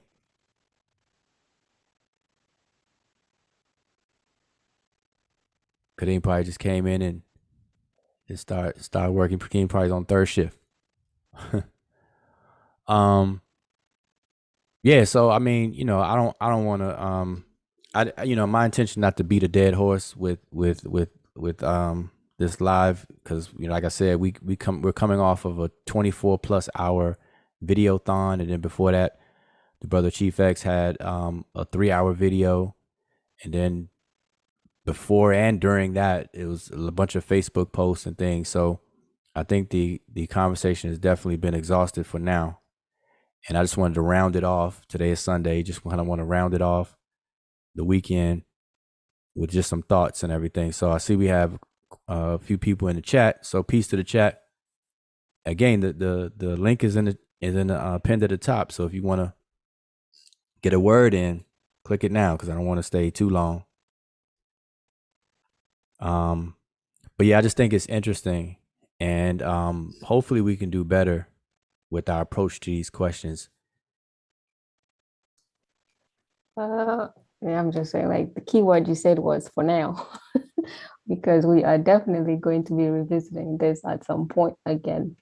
But I think with what we had on the weekend is just, it can show people that that really just to see that, because to have like a 24-hour explanation about something so simple just shows that most people really are not really looking for the answers, but just looking for an opportunity to voice or sometimes even to project something, so as a dissatisfaction with something else, because it doesn't take that much. Like, this would have been the opportunity to actually just dead the horse, but that's not going to happen. So I think the point is for us to be a little bit more organized with the information, so that we don't have to be because people will chase you down. There will be some new people coming along a year from now that will not have time to see this and will get upset when they're asked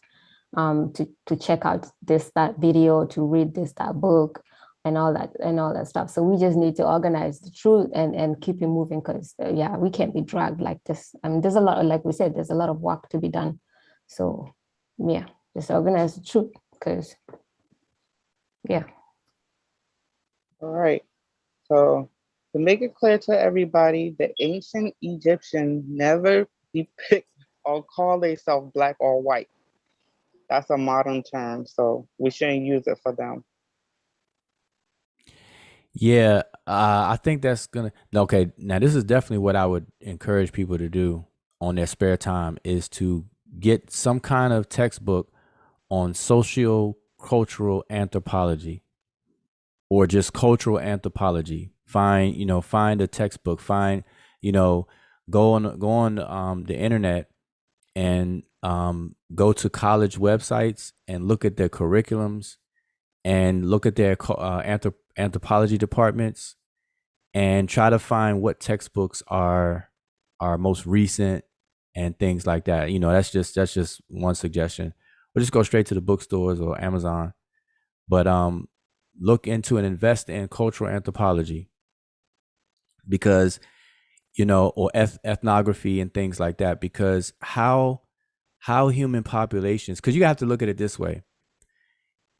Everything proceeds from something else in a more detailed way, going down or zooming out in a more unifying way. So you as you drill down, you're going to have more distinctions, and as you drill back up, as you come back up, you're going to have more inclusive things. And that's how taxonomy works, that's how categorizations work. And so if we look at human beings, we're all one unified species, Homo sapiens sapiens. But then we do notice, so there are human universals. Like all humans have to eat. All humans, healthy humans, have 10 digits, fingers, toes, 2 legs. We're bipedal. We have 2 eyes, you know. And then because of that, we're going to function very similar all across the world because we're all human. So we can't make any distinctions based on sameness. We make distinctions based on differences. And so human populations are distinguished one from another based on certain criteria. And the field of study that deals with that is anthropology, one, you know, the bigger umbrella, but cultural anthropology, sociocultural, because you have society, social aspects, and then ethnicity and things fall up under there. So they, you know, say ethno socio-cultural anthropology or whatever. And that's what answers these questions. So you have to see the criteria of how a people become a people that is distinct from other people and what that criteria is.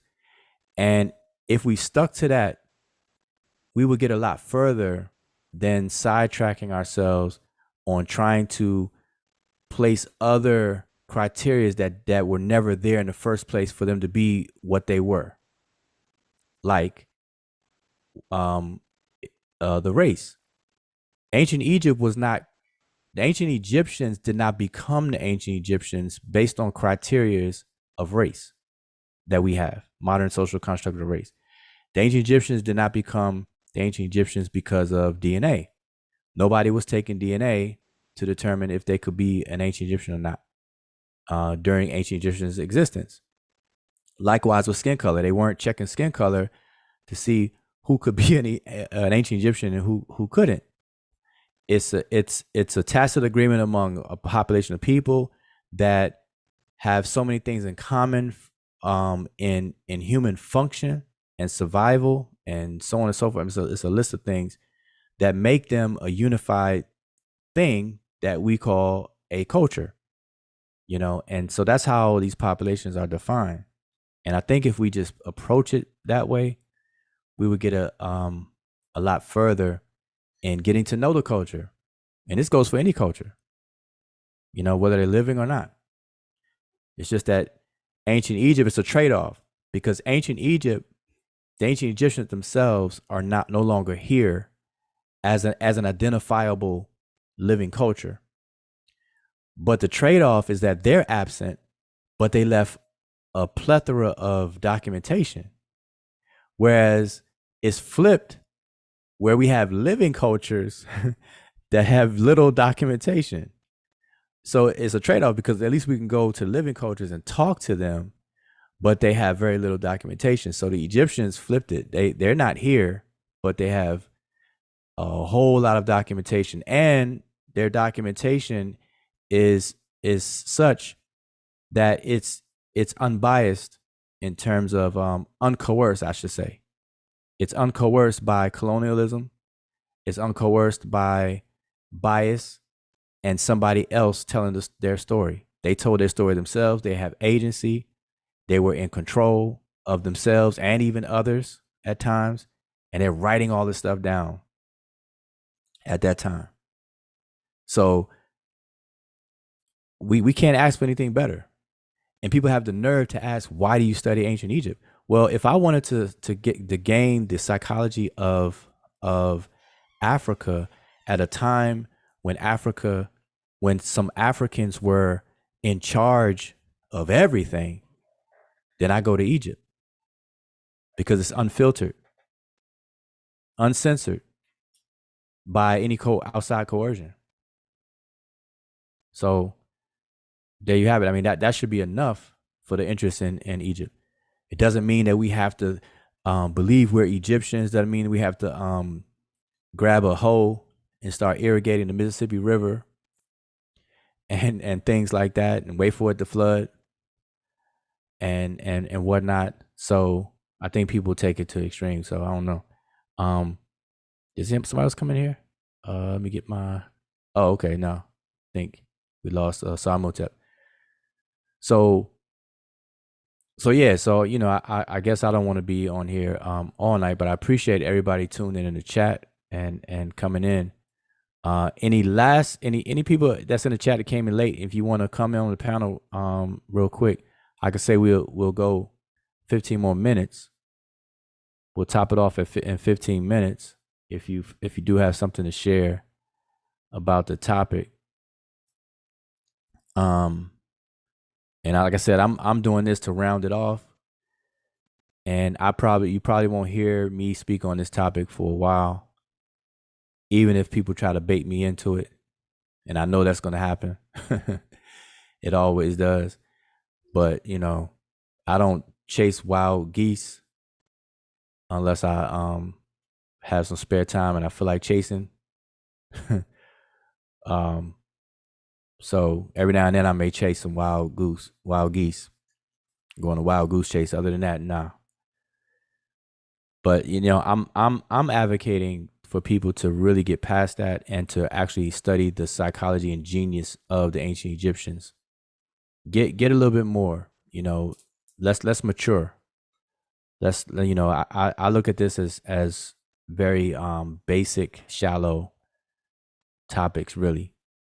I do understand why it is a topic and what it's a result of. I'd understand that. I would be naive not to acknowledge that.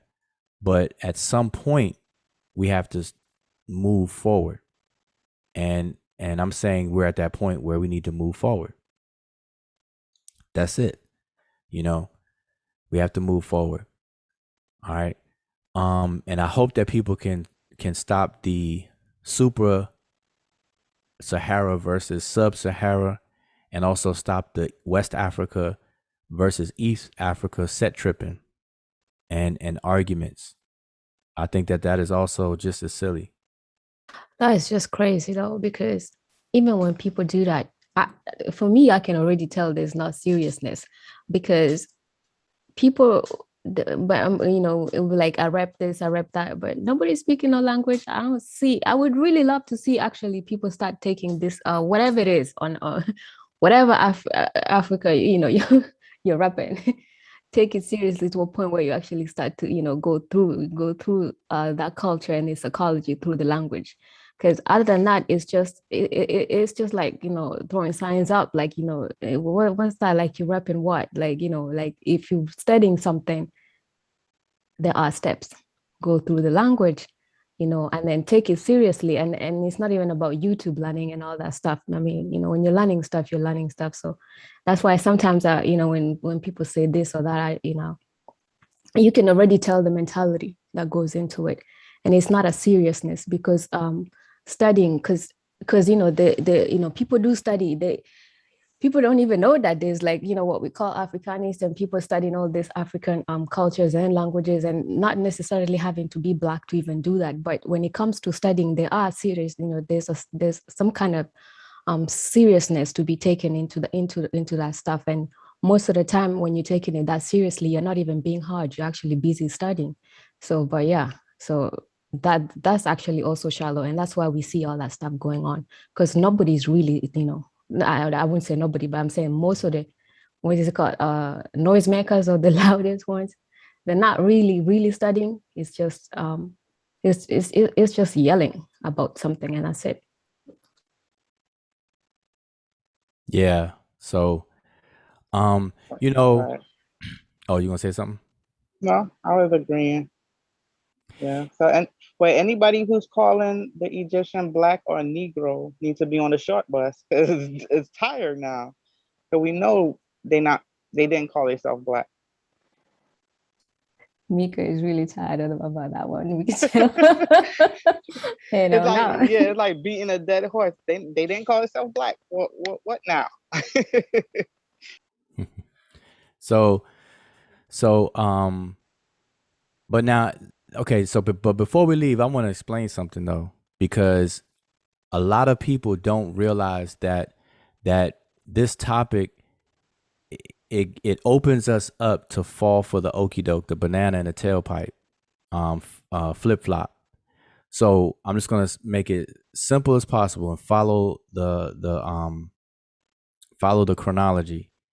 So we have to remember that Egyptology had its birth in the early 1800s. Okay, the scramble to decipher the hieroglyphic writing system was in the late 1700s and culminated into the early 1800s. And from there was the birth of Egyptology, which was the study of Egypt, right? And its culture and people and everything. That was going on while the transatlantic slave holocaust was in full swing. Now, there is apparent overt European racism involved in the scholarship of Egyptology, especially seen from its earliest stage, birth. So from there, when they examine Egypt and its neighbors, because you can't just examine Egypt in isolation, and when you examine Egypt and its neighbors, the scholarship of Egyptology followed the train of thought of the racist racism. I mean, the racist race, the constructs of race, where white was seen superior to black. Black was inferior. Black people, the black race was inferior. Black people, the black race, did not contribute anything to civilization. This is in the mind of European racists. Okay. But when we say European racists, I don't like to say it that way because it makes it sound like there's an organization or a group of men that sat at a round table who were racist. We have to understand that the way social evolution works is that, the sentiment of a society becomes permeated throughout the society, and it has its side effects and byproducts. Like, for example, I'll give you a quick example. HIV, for example. I remember back in the day, HIV was seen as a homosexual disease that only homosexuals can get. And I didn't even see it as a virus, like how we understand viruses to be. It was like a sexually transmitted something, but it was only in the homosexual community. That was it. So that was it. And so our behavior was based around that. And that was widespread. And I could pick a lot of examples. The point is that the way that society's sentiments are is gonna spill over in your behavior and how you view everything. And so if you have a society that believes that they are superior and that people that they call black people, Negroes and blacks, as inferior and don't contribute anything to civilization and they're infants and primitive, then they're going to behave and have their worldview in that way. Okay, so from there, when they're studying ancient Egypt, they follow that same thing. You have the great white race, which consists of all of Europe and North Africa. Then over to the if we look on the map to the right, To the east is the yellow race. And then over here to the left of them was the red race. Native Americans, red, Asians, yellow, people in the south, black, people in the north, white. And the white race was great and superior. All the other races were inferior to white, with the black being at the bottom, contributing nothing to civilization. And that's how they saw it. So fast forwarding, when they start writing about Egypt and contrasting Egypt with its neighbors, they took Egypt and separated it from the south. So even though Sudan now is not even considered sub-Saharan Africa, they considered everything south of Egypt as those non-contributing Negroids, non-contributing primitive Negroids, Negroes, blacks. And so they knew that the ancient Egyptians called the area south of them Nahisi, Ta Nahisi. So what they did to follow with their train of thought now, they translated the term Ta Nahisi as the land of the blacks. Okay, but at the time they said Negroes. All right, that was their sentiment. That's the land of the Negroes. That's where the Negroes are. That's where the blacks are, not in Egypt. So that's how they looked at it. Fast forwarding, they simply changed the word Negro to Nubian. So to go back to what I began to say just now, this is where the banana in the tailpipe is coming into play. We proudly call the people south of Egypt Nubians, not knowing that we're falling for the banana in the tailpipe by continuing the sentiments of these early Egyptological scholars by saying that those are the Negroes and the blacks, and they didn't contribute anything.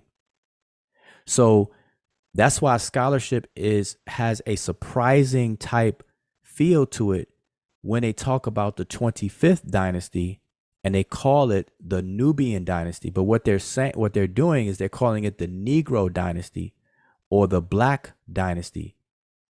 And they say the Black pharaohs as if they're shocked. Like that's the period of time, 100-year span of time where blacks actually ruled Egypt. Like, wow, do you see that? Blacks actually ruled something.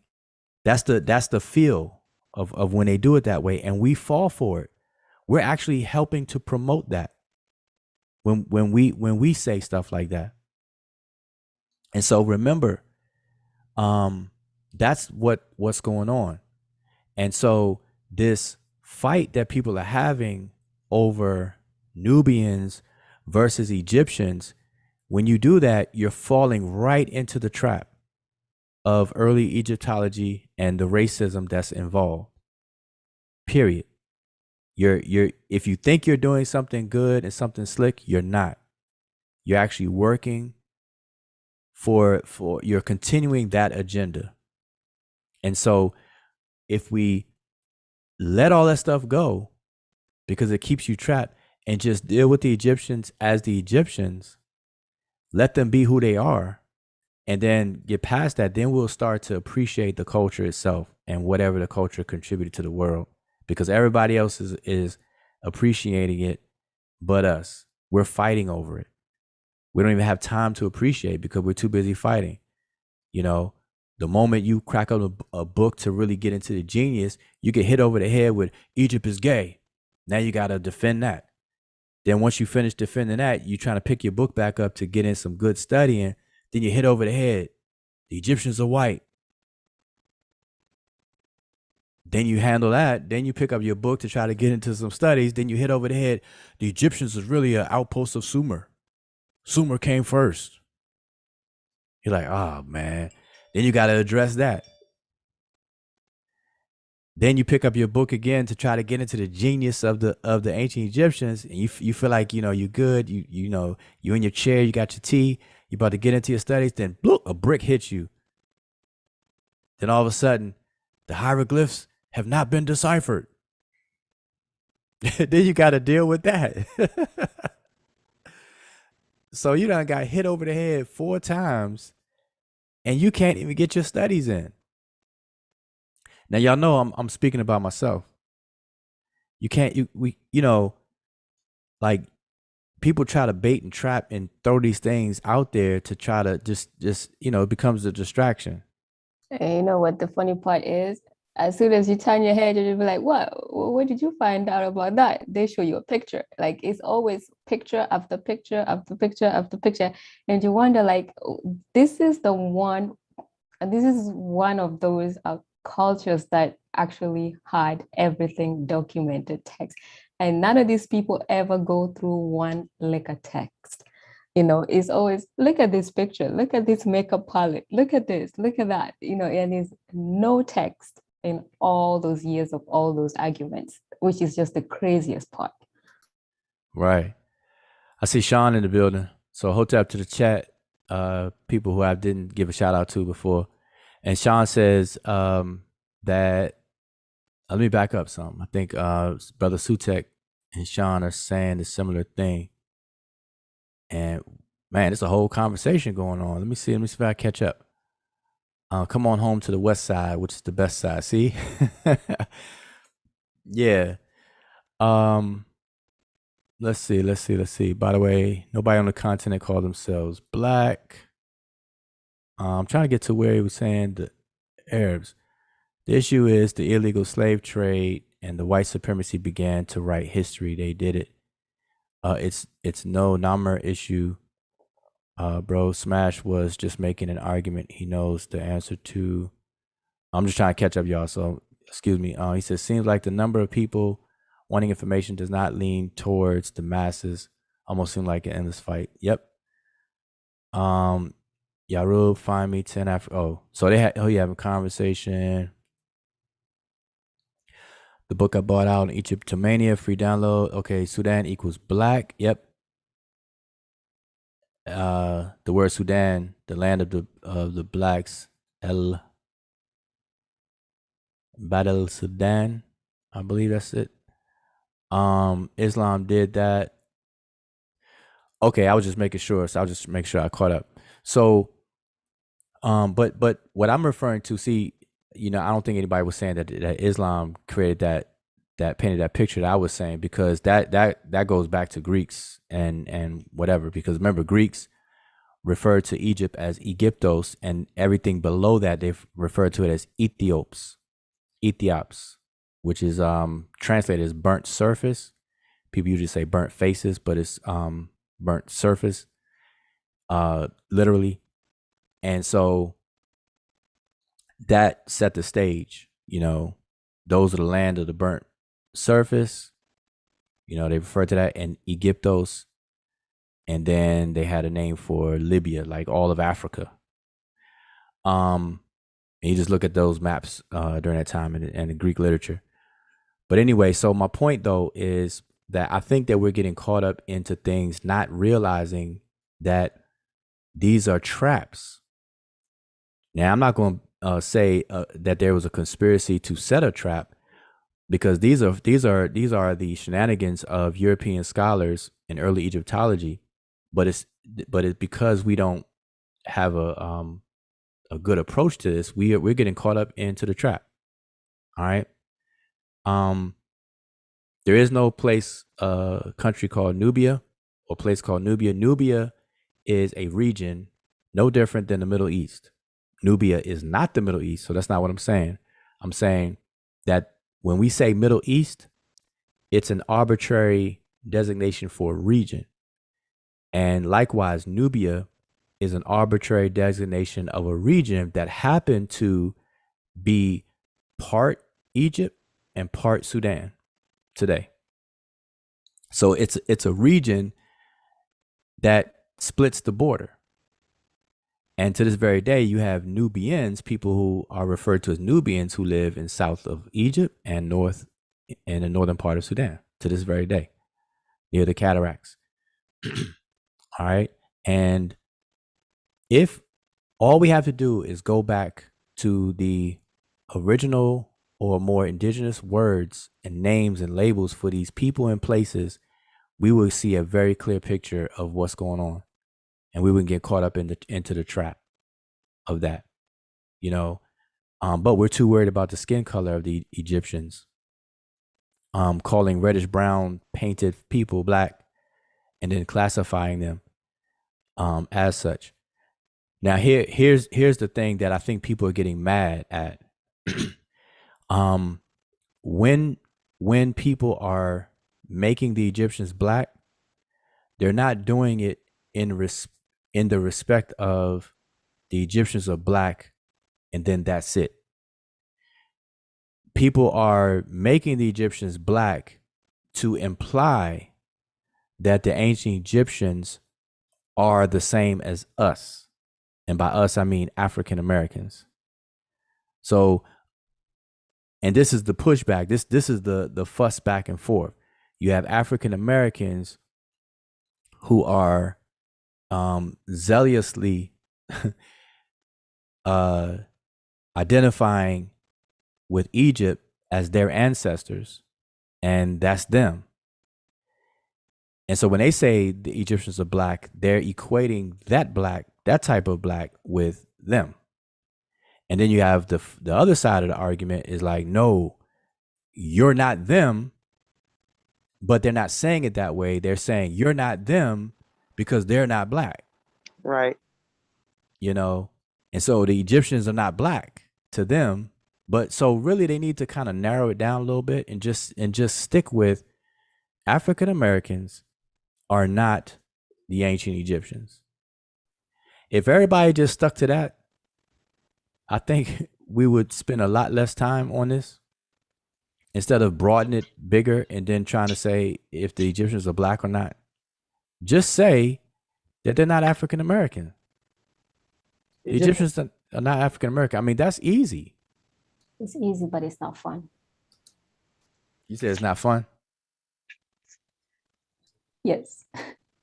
Right. Yeah. You got to have some drama. You got to have some drama in there. You got a teaspoon of drama, a table of arguing, and a quarter teaspoon of threats.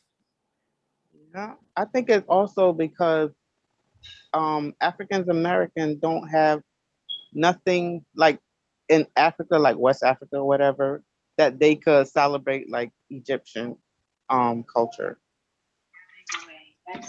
So, Yeah. what do you No, think? it's the point that is being made is just like I can understand that. Let's, for example, okay, so let's say it's like this. I can say that I know the Maasais are black, but I'm not a Maasai. I know the Igbos are black, but I'm not Igbo. You know what I mean? So that's what it's like. Really, it's not about telling somebody that those people are not black just to put the point across that you're not them, you know, because obviously you're not them, you know, but saying that they're not black or they're not, or they're white or whatever, just to make somebody, you know, to put that point across is like, you know, just adding, you know, just lying pretty much. So the point is African Americans are not the ancient Egyptians. Nobody's the ancient Egyptians, right? They're gone. So nobody's out there trying to say, or shouldn't even be trying to say that they're the ancient Egyptian, you know, but we have all these cultures that have relations to those. So, and really, like, the point, like, even those people telling African Americans that you're not, forget the not being them, because that's a fact, but that you do not have anything in common or have no relations or whatever in that sense. But then turn around and then tell those people that they are West Africans, and then you go to West Africa, and then those people in West Africa will actually tell you about, you know, about the Remech and their relationship with that. So that's like a little oxymoronish, you know. Well, like I said, if the conversation were to stay at the statement that African Americans are not ancient Egyptians, I think the conversation would have a lot more progress than to just open it wide open and say and try to claim who is not black and who's black when none of that applies to ancient populations anyway. And that's the wrong way to approach the analysis of human cultural populations. And so, oh, go ahead. I was going to say, to piggyback on what you were saying, it's kind of crazy because when I go back into the 1800s and look at my ancestry, my grandfather is listed as being white. He's darker than I am. So white was a social political term referencing his status as a farm owner or wealthy businessman, so on and so forth. And people don't really understand or comprehend that Black, white, American Indian, all of these are social political constructs which are tied to commerce and have nothing to do with skin tone, and even in some cases, ethnic background. That's a good point, and that's something that a lot of people have a hard time to understand. And the main reason why I spoke to this, the main reason why is the same sickness that happens in scholarship, where you have people that will do some research and then they will share their research. They would either put together a PowerPoint presentation and do a YouTube video, or they would write an article, or they would write a book about their research. And then somebody will watch the video or watch the slideshow presentation or read the book and then find errors or want to correct them or whatever, critique it. And then they do that, and then the person who wrote it gets offended and defensive, and then it doesn't go very well. Well, that person must have personalized the information. In other words, it's a phenomenon in psychology where you start to identify with something, and when that something is attacked or seemingly attacked, you get defensive. So it's a ID shift. So what happened is you have these social constructs and these classes of status where they happen to use color codes for them, black and white. And we collectively have identified and shifted our identity over to that. And so what was more so a status, a level, a social level, has now become an identity. And so it makes it hard for us to talk about it in its social context of a class, as opposed to that is who and what we are. Because we have music, we have everything that's claiming for us to be proud to be black. Say it loud, I'm black and I'm proud. We have the Black Panthers, the Nation of Islam, the black man is God.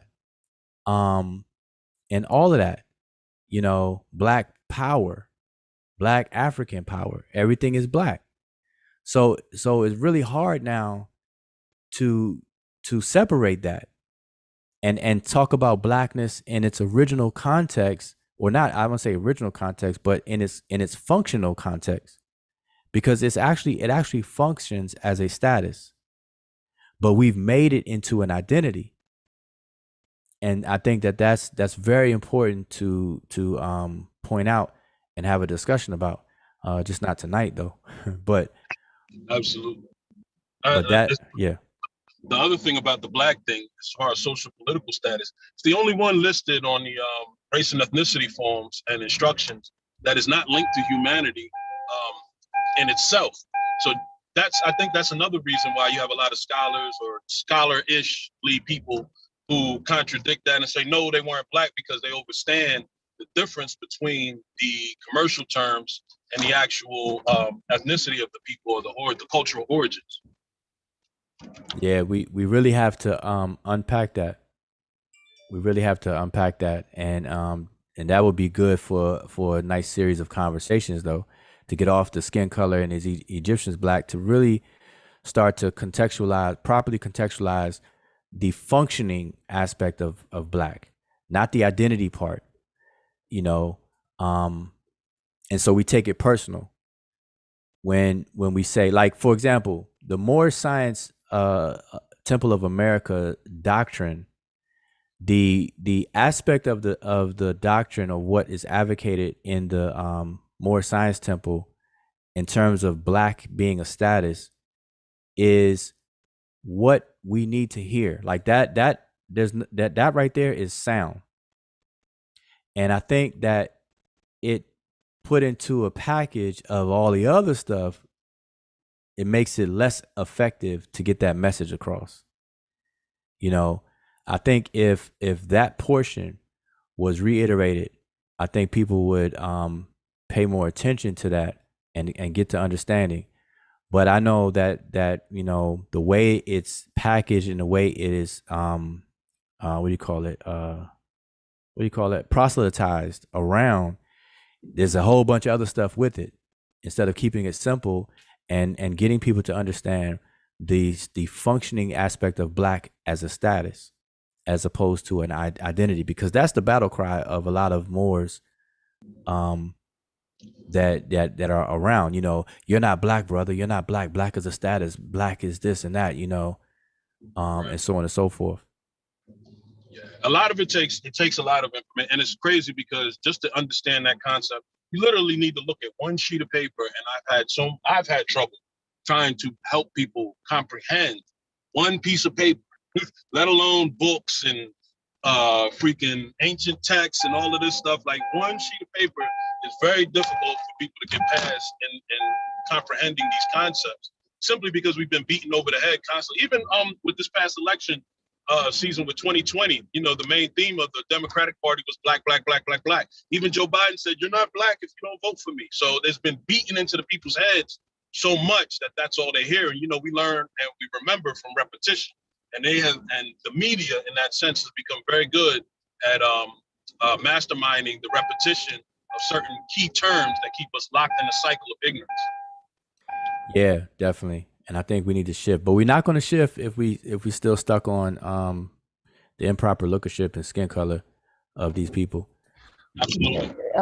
One thing that is interesting though is that when it comes to that particular layer of identification, is that what people are going to have to realize as well, and especially, you know, because they always say like what the ancient Egyptians, white, black, is that, and when they say that people did not identify themselves in that particular form, and people have to realize that that actually comes in when you know, whatever there are white people living with black people like for a long time and colonizing them or enslaving them, and even on a continent itself. That's why like, for example, like South Africa is very distinct from the rest of Africa, from its experience and even to the form of apartheid and even the identification, which you will see will always be black, white, colored, and then you get to the Asian and whatnot.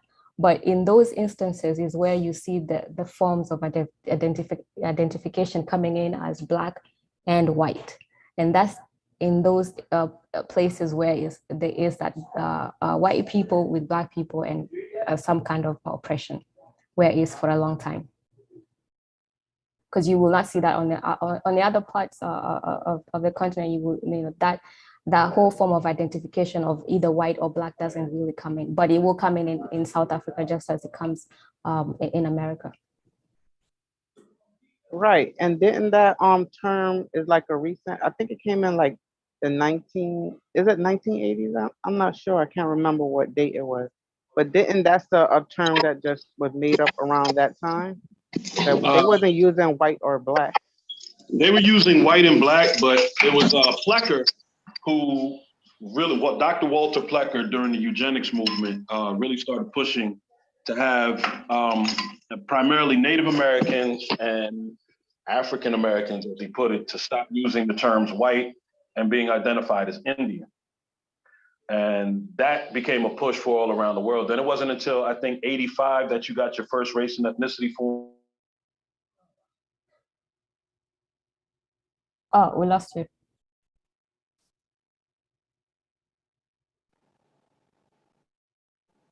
Yeah, I think he dropped Ghana. off. Yeah, Ghana, are you there? You are in the middle of saying something. Yeah, but that's a recent term. So even when you go further back, they wasn't even using white and black. So there you go. In the 1800s, they wasn't calling each other white or black. Well, yeah, I have So, my grandfather's on document as being white. in the My 1800s. 1800s, in the 1800s. So Okay. so check this out. So I think Sutek asked a good question though, in the chat. He said his question is lying and saying we white gonna change or help our issues? Legit question. So Yeah. so listen, his question is confirming what I said when I say that we are really all over the place when it comes to identity. And that's something that we really gotta just stop, pause, and take up a study about identity. Because okay, so let's go back to his question. He said, is lying and saying we're white gonna change and help our issues? So the side question is, why would saying we're white be lying? See, if you see yourself, if you identify yourself as black, then by calling yourself white, you would feel that you're lying. And I think there's some noise going on. I don't know. It's not like you fixing a car or something. Man, I'm all over the place, man. I got these late night contracts. All right. So if you can mute out a little bit. All right. So only if you have identified as black, and when we say identified, you have full stock and accepted black as you. That's what you are. Your core. That's what you are. So to say you're white would appear to be a lie. But now check this out. As the brother just said, his grandfather was listed as white. Now, the other day, me and the Smash, or the brother Jonathan, we had walked through a bank application, a loan application for a bank. We walked through it. And what happens is, and I know a lot of people, because I've done genealogical research for my family and helping others, and looking up census records and helping people to research and things. And there's a lot of instances where people that we would assume to be black are listed as white. But it wasn't because their skin color, it was because of their economic status and ownership of things. And if you owned a certain amount of land and had certain resources that you could leverage against borrowing and things like that, you were classed as white. And I mean, in some cases, I mean, that exists. And I'm assuming that was true for your grandfather, why he was white. Not only that, you didn't really have the term. They didn't really describe us as, they called us, I guess in the 1800s, you see the word Negroes. Into the 1700s, you see it a lot. Some of it in the 1600s, but they were lumping what they called the African Negro and the American Negro, which is the American Indian, into the same categories.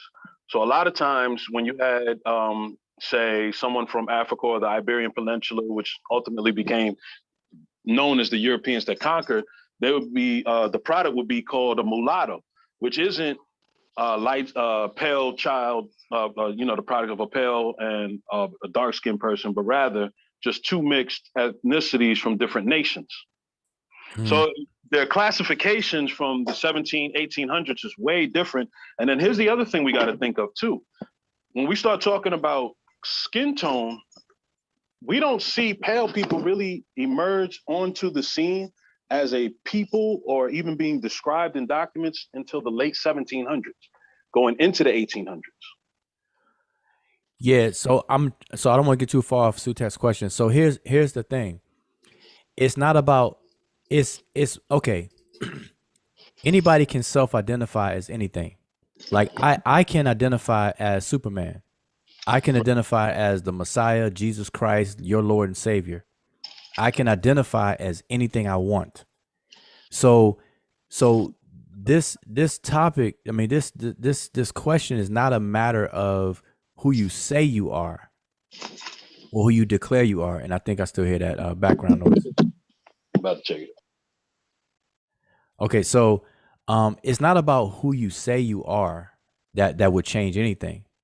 You know, like for example, if somebody is in prison, if you talk to an inmate and they're in prison and they identify with a person who's not as a person who's not in prison, the fact that they said that they're not locked up doesn't change the fact that they are indeed locked up.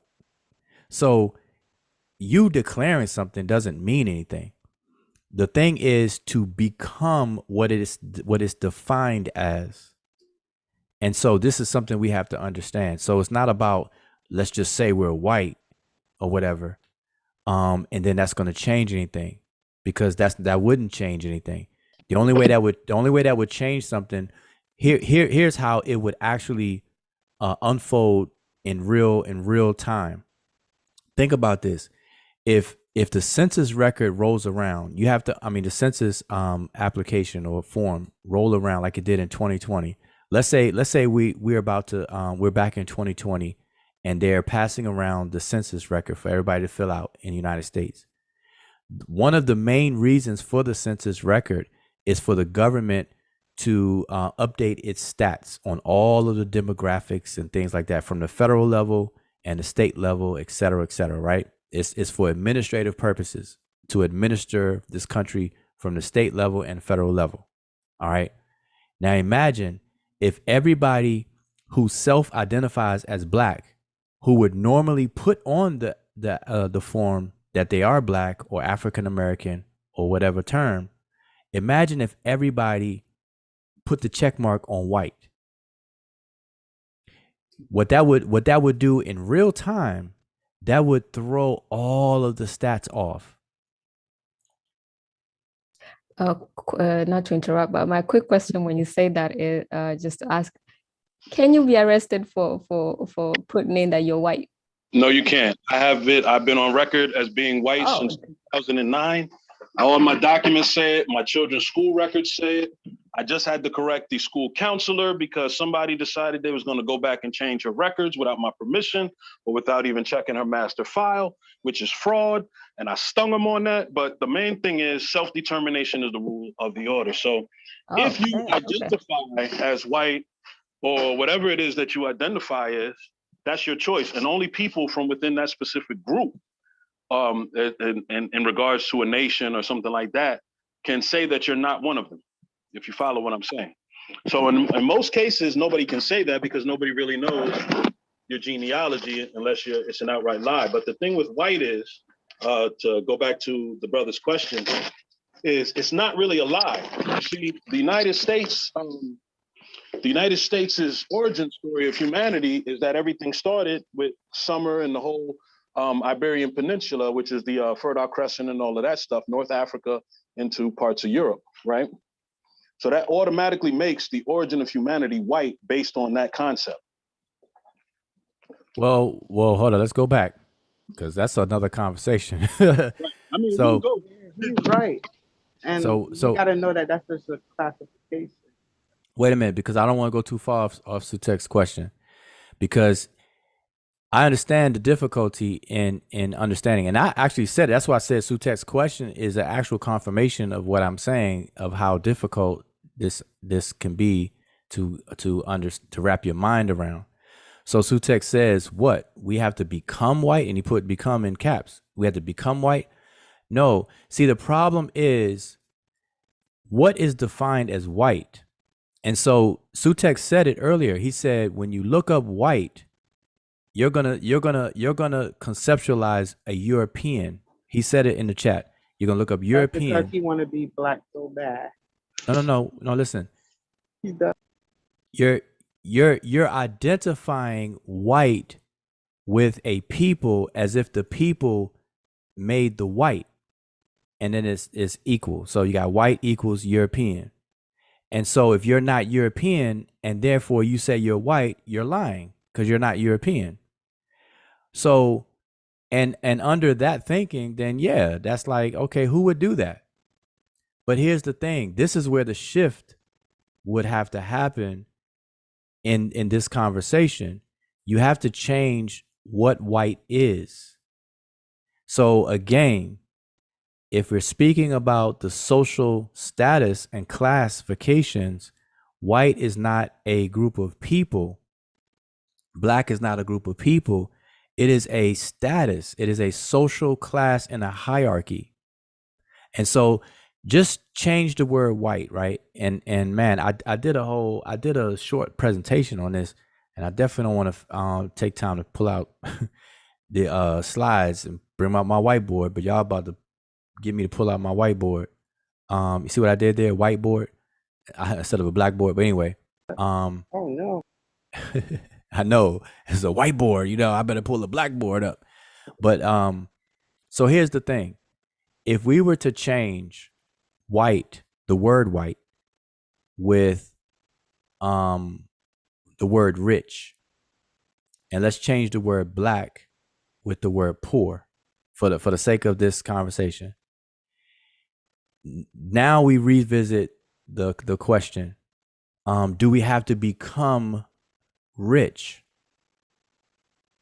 And see, that wouldn't hit hard. That wouldn't be a problem for people to swallow that question, more so than do I have to become white?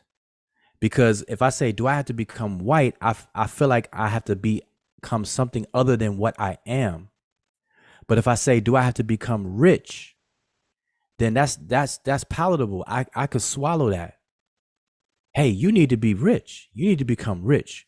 You need to become wealthy. People could swallow that versus if I say, you need to become white. Now, I'm only doing that for the sake of argument, because now somebody will say, well, are you saying white equals rich?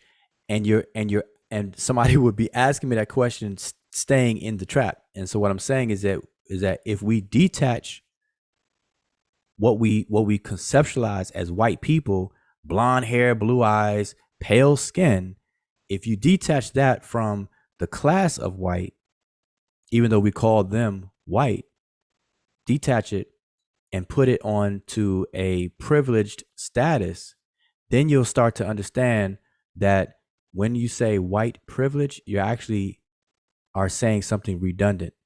You're saying privilege, white privilege. Absolutely. Because the status, so let me just tell you. So we walked through the banking loan application, and when you fill out pretty much any loan application, there are certain questions that are pretty much across the board on all these applications. They're not going to give you a loan or whatnot based on your skin color. They're going to give you a loan based on your credit worthiness and so on and so forth. I mean, at least this is how it's become. Now, back in the day, they would ask you some questions that would allow them to discriminate based on your skin color, or what they felt. But they're going to want to know, what kind of entity are you? Are you a sole proprietorship? Or are you trying to get this loan in the name of an organization or a corporation, et cetera, et cetera? Then they're going to ask you questions that's going to allow them to determine what? Not your skin color, but your status. They're going to ask you, do you own property? If so, do you rent or do you own? Do you, what? They're going to ask you about your credit information, your income, and all these other questions. And based on how you answer, they're going to place you inside of a certain status. Now it's for credit worthiness, it's for loan worthiness, for them to give you the loan or not. But that's going to put you in a certain status. Now what happens as a proxy to that is that if you were to hand out a bank loan to everybody in the United States, when everybody fills out that banking loan application honestly, you would be able to, by proxy now, you would be able to extract stats from those applications, and by proxy determine who is likely to be black versus who is likely to be white, based on the information from those applications, without ever asking about people's skin color. And I emphasize by proxy, because it just so happens to be the demographics and how things have occurred in this country where the average medium household income and mean and different from city to city and whatnot, where people who self-identify as black, they're at a certain range. People who are self-identify as white, they're at a higher range. We know that white household incomes are more than the countrywide black household incomes. And so filling out that form would reveal that by proxy. So, that would shift the whole thing if people understood how to approach that. Being black is not who and what you are. Who and what you are is not your skin color. Who and what you are is a laundry list of many characteristics and how you express yourself and this, that, and the third, and how you interact and function in among your fellow people and everything. All these factors determine who you are. The skin color aspect would, if anybody identified and based their identity on their skin, then it would be just that, only skin deep and very, very surface. It would be very shallow.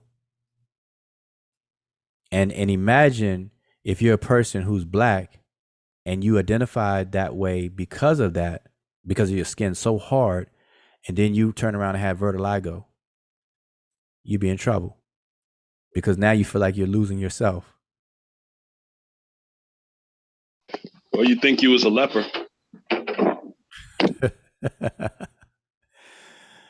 Yeah. But it's crazy though, because black people statistically, or you take a survey, black people, you just look around you. Black people do not like to stay in the sun. Right. I don't know about that one. I got to see the numbers. Man, listen. I'm gonna tell you from my experience, and I I'm not gonna make this claim to be countrywide, but I know it's definitely prevalent. In my experience, I used to lifeguard. I lifeguard for many years as a pool manager, and I'm gonna tell you, every single pool that I managed or lifeguarded, nobody wanted to stay in the sun.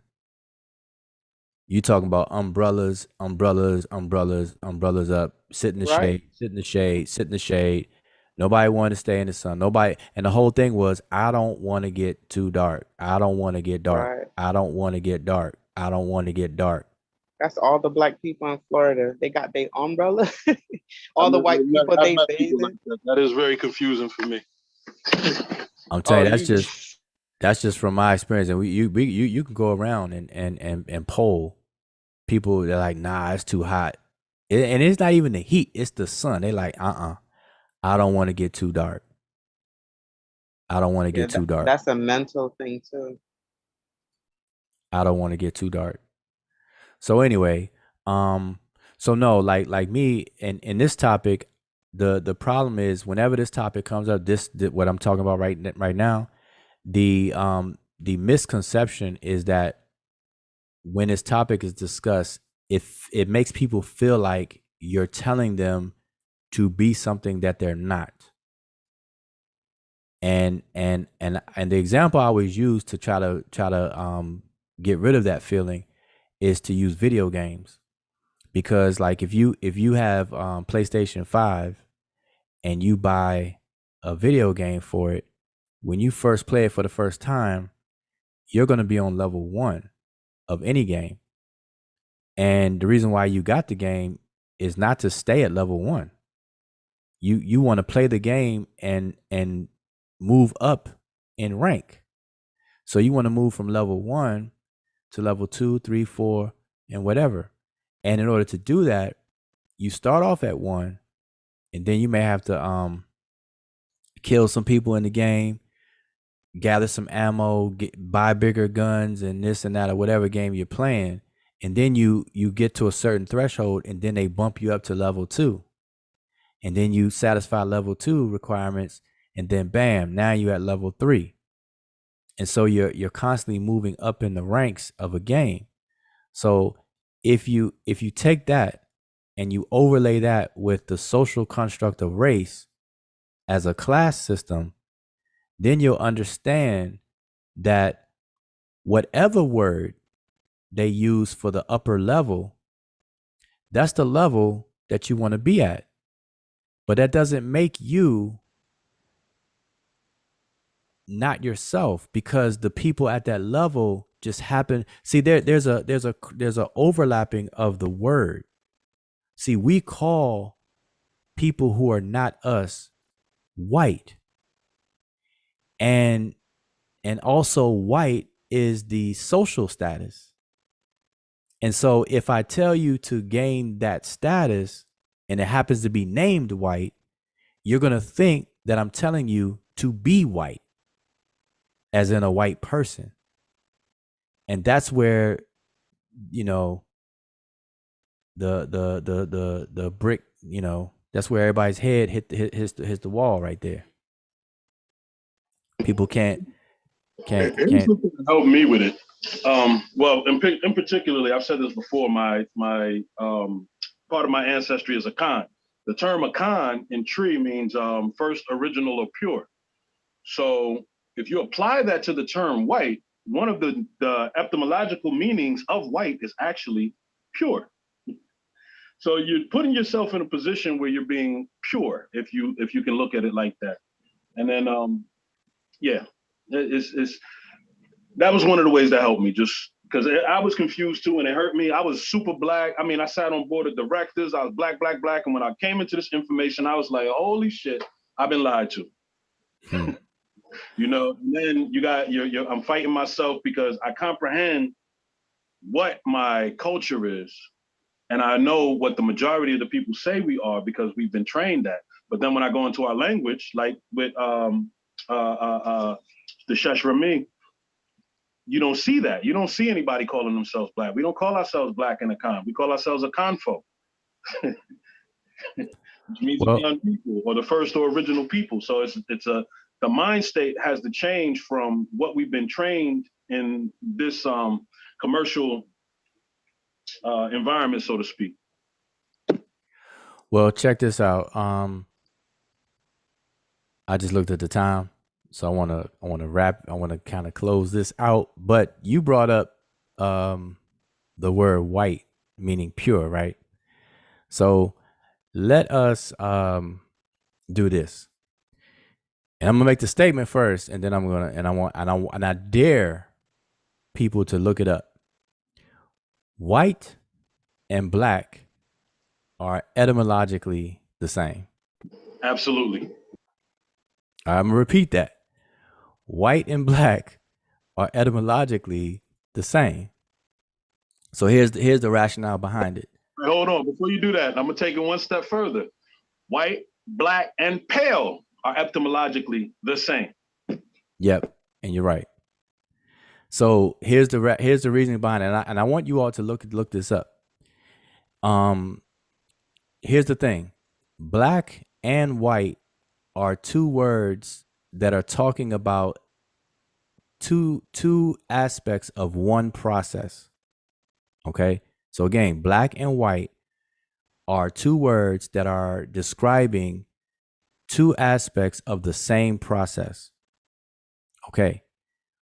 It's talking about combustion, because when something first combusts, it lights up, it becomes brilliant and shine.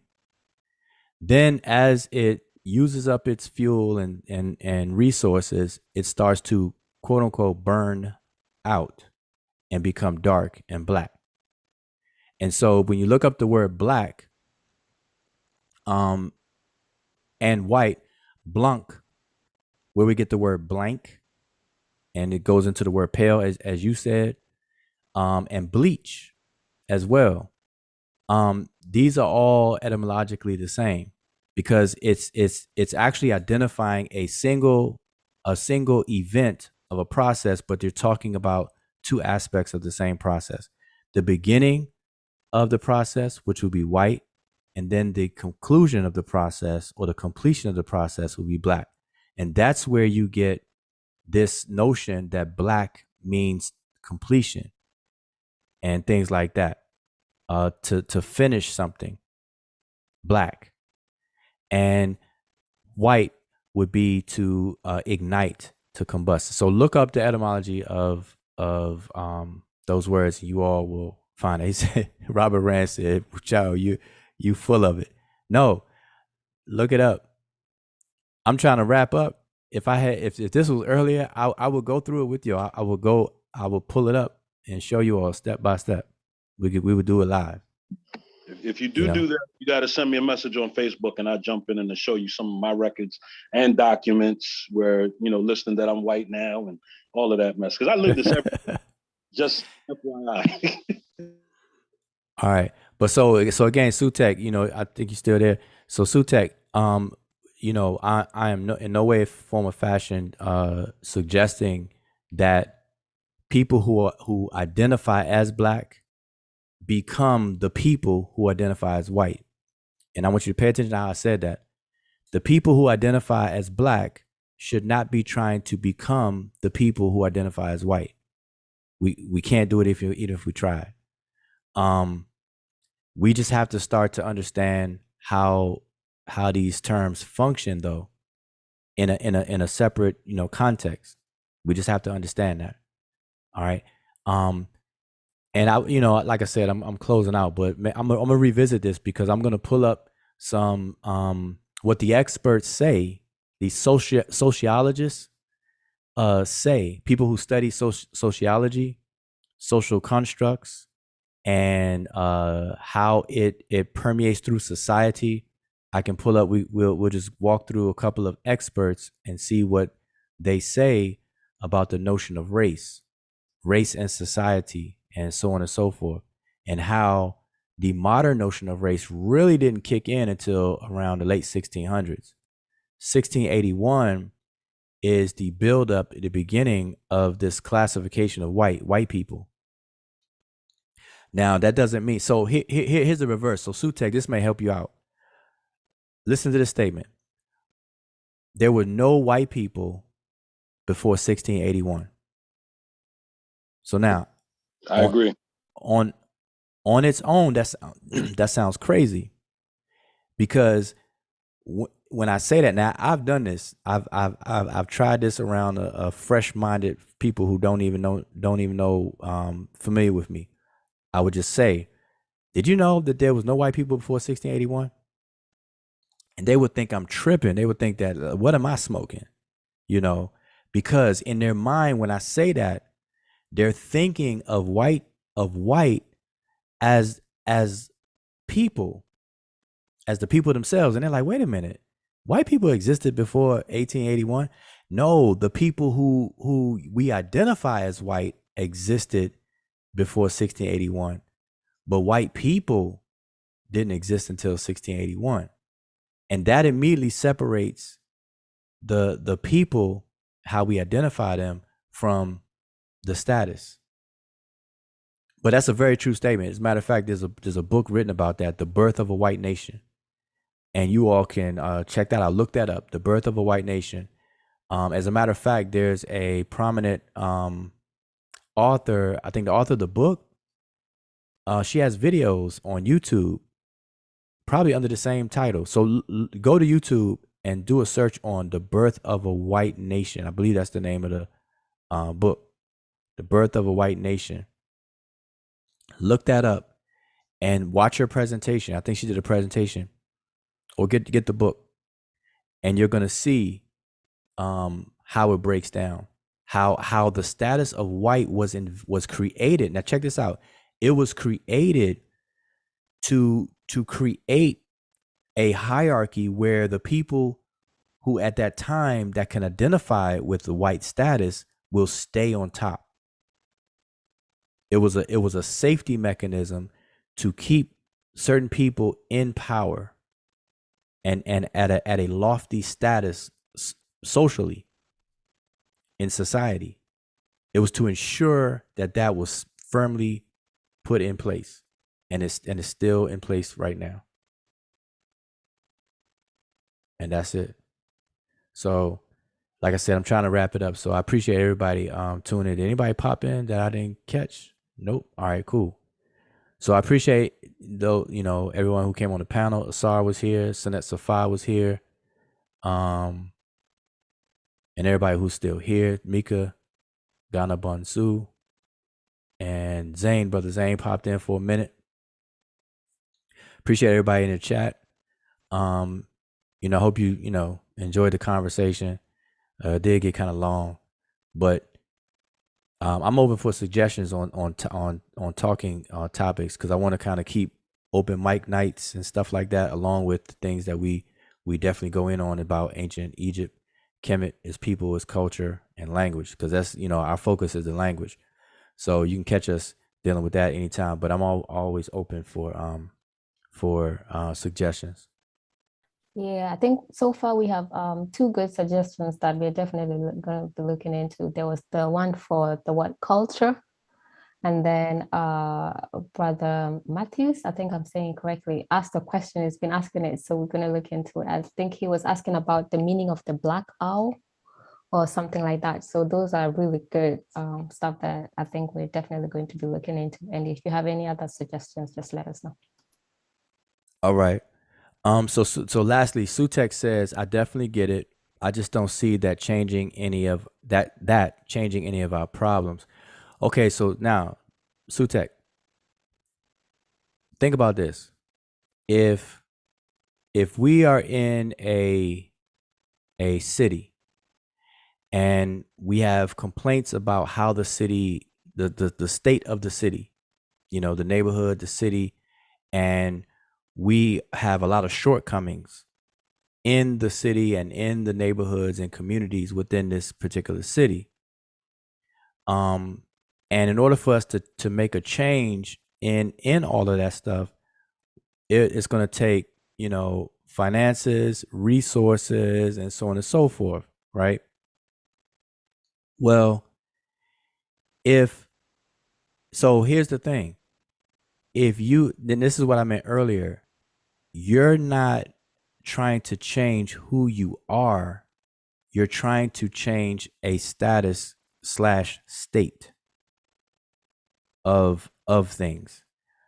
So when you say that you just don't see that changing any of our problems, then you're still not detaching the people from the status or state. Because here's the thing, if everybody in a neighborhood had a come up and had financial stability and had access to resources, don't you think that the neighborhood and everything would be in a better state and condition? We know that's true because we see it happen all over, all over the place, where people will get funded, or neighborhood will get some funding, or whatever the case is, and things will be made better in the neighborhood in some form or fashion. And so it's not about becoming something that you're not. It's about changing your status and your state. I think the big thing that really needs to be focused on that, with the as far as the switch goes, is that you got to realize the fact that systematically they're using the race and ethnicity standards to economically enslave and so on and so forth a specific demographic by not including them as human beings by definition. So what that does is that excludes you from human rights. The argument is always about civil rights, but going back into history and you start looking at the 14th and 13th, original 14th and 13th Amendments, you see that there was never any real intent for the people designated as Blacks and African Americans to have any stake unless they decided self-determination to change their status. So that's the main thing, and that's what's been going on for quite some time. And it's kind of hard to decipher it because we're being taught these things in public institutions and things like that are contrary to the reality of how our actual governmental systems work. And so that's the thing you got to look at. Yeah. And if I tell people, hey, change the status of your neighborhood. See, nobody would have a problem with that. Change the status of your household. Change the status of your financial position. Nobody would have a problem with that. And so if people can learn to in this context, because I'm saying, because I don't want people to think this is a semantic fallacy. In this context, if people understand that race equates to status, and if I say change your status, then I'm saying change your race. But people don't see race that way. People only see race as identity. So in that context, if I say change your race, they people think that I'm saying change who you are. And see, that's the big difference. And we're programmed this way because we're bombarded with that aspect of race every day, all day, not understanding how the game is played, and it's about status. And we're coming out of it. See, we didn't have access to any of this stuff. And for us to even get access to these things, it's been given, drip drop out. We were blocked having certain status, and they were able to see in the further back in history you go, recent history, they were able to discriminate. And that's the whole civil rights aspect. Civil rights movement was to fight against what? Discrimination. And they were discriminating on the basis of what? On this superficial notion of race. So they were discriminating against people for the way that they look, the disposition of how they look, these certain characters, this list of characteristics that made you, in their eyes, unworthy and therefore discriminated against. And therefore, that's how we have speeches by Martin Luther King that he hopes to, one day see that people will be judged by their character, the content of their character, and not the I'm butchering his I'm butchering the whole line, but the content of their character and not their skin color and race and this and that.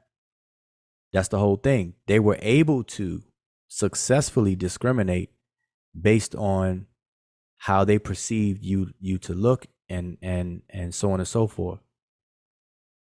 And so we're bombarded with this. So I know it's hard. It's hard for all of us to really kind of see these things, because we have burnt it in our spirit that I am black. I am black. Black is me. And so that's not going to change. It's like almost somebody just set that up for a permanent thing right there. And so here comes somebody. Just that in itself is an awful conundrum, because I have never, even the darkest person I've ever met is not black, skin color wise. But what trips me out is I've met a person. I met a person who is dark, and they're white. They consider they classify themselves as white. Yeah. They come from Egypt. Yeah, anybody from Egypt, anybody from North Africa is going to be listed as white, and in some places, parts of West Africa as well. Ain't that crazy? And I know somebody from Morocco. They just don't tell you that. That's why a lot of Puerto Ricans won't admit that they are. They won't admit that they have black ancestry, or what we call black ancestry, because they know who the Taino are, but they understand status, and that's one of the things that us people in the Americas, at least, but really globally, when you start to look at it, we have been excluded from learning this information. And this hasn't really came out except for in the past 20 years, that we're really starting to get a concept and get an idea of what's being done on that end and how it ties into our current plight as a global population. Yeah. Well, and I'm reading the comments. Yeah, Zane, correct me. He said not the content of their skin, but the content of their, not the color of their skin, but the content of their character. Right. And then Sutek lastly says, that's silly. We know we ain't saying literally black. Yeah, nobody looks in the mirror and sees their brown, their all the shades of brown, and then say they're black because of the literal look, which is kind of telling on yourself, because it tells you that black is a word. See, black is a label for a certain set of characteristics. And what people don't throw in there is the status component. They leave that out. They leave that out, and that needs to be addressed. All right. So anyway, everybody kind of knows me, man. When I say when I say I'm about to close out, they already know it's gonna be another hour. But this time it's 1 o'clock. I am definitely gonna shut it down. So again, I appreciate everybody for tuning in, and enduring the conversations this weekend, the 24 plus hour videothon that happened on Real Black Atheist channel. Chief X had a 3-hour conversation on his channel about the topic of are the ancient Egyptians black? It's been ongoing for decades. I just wanted to round it off tonight, because don't look for me to talk about this topic anytime soon. All right, so don't try to bait me into it or anything like. You had your chance. I was part of that videothon, staying up late, being online for all that time. You had your chance. So if you wanted to argue with me about the blackness of Egypt or non-blackness of it, you missed your shot. All right. So don't try to bait me, because it's not gonna work. I'm gonna shut you down real quick. So anyway, all right. So I'm gonna say Shemim Hotep, and appreciate everybody who came on the panel and everybody who's in the chat. Hotep.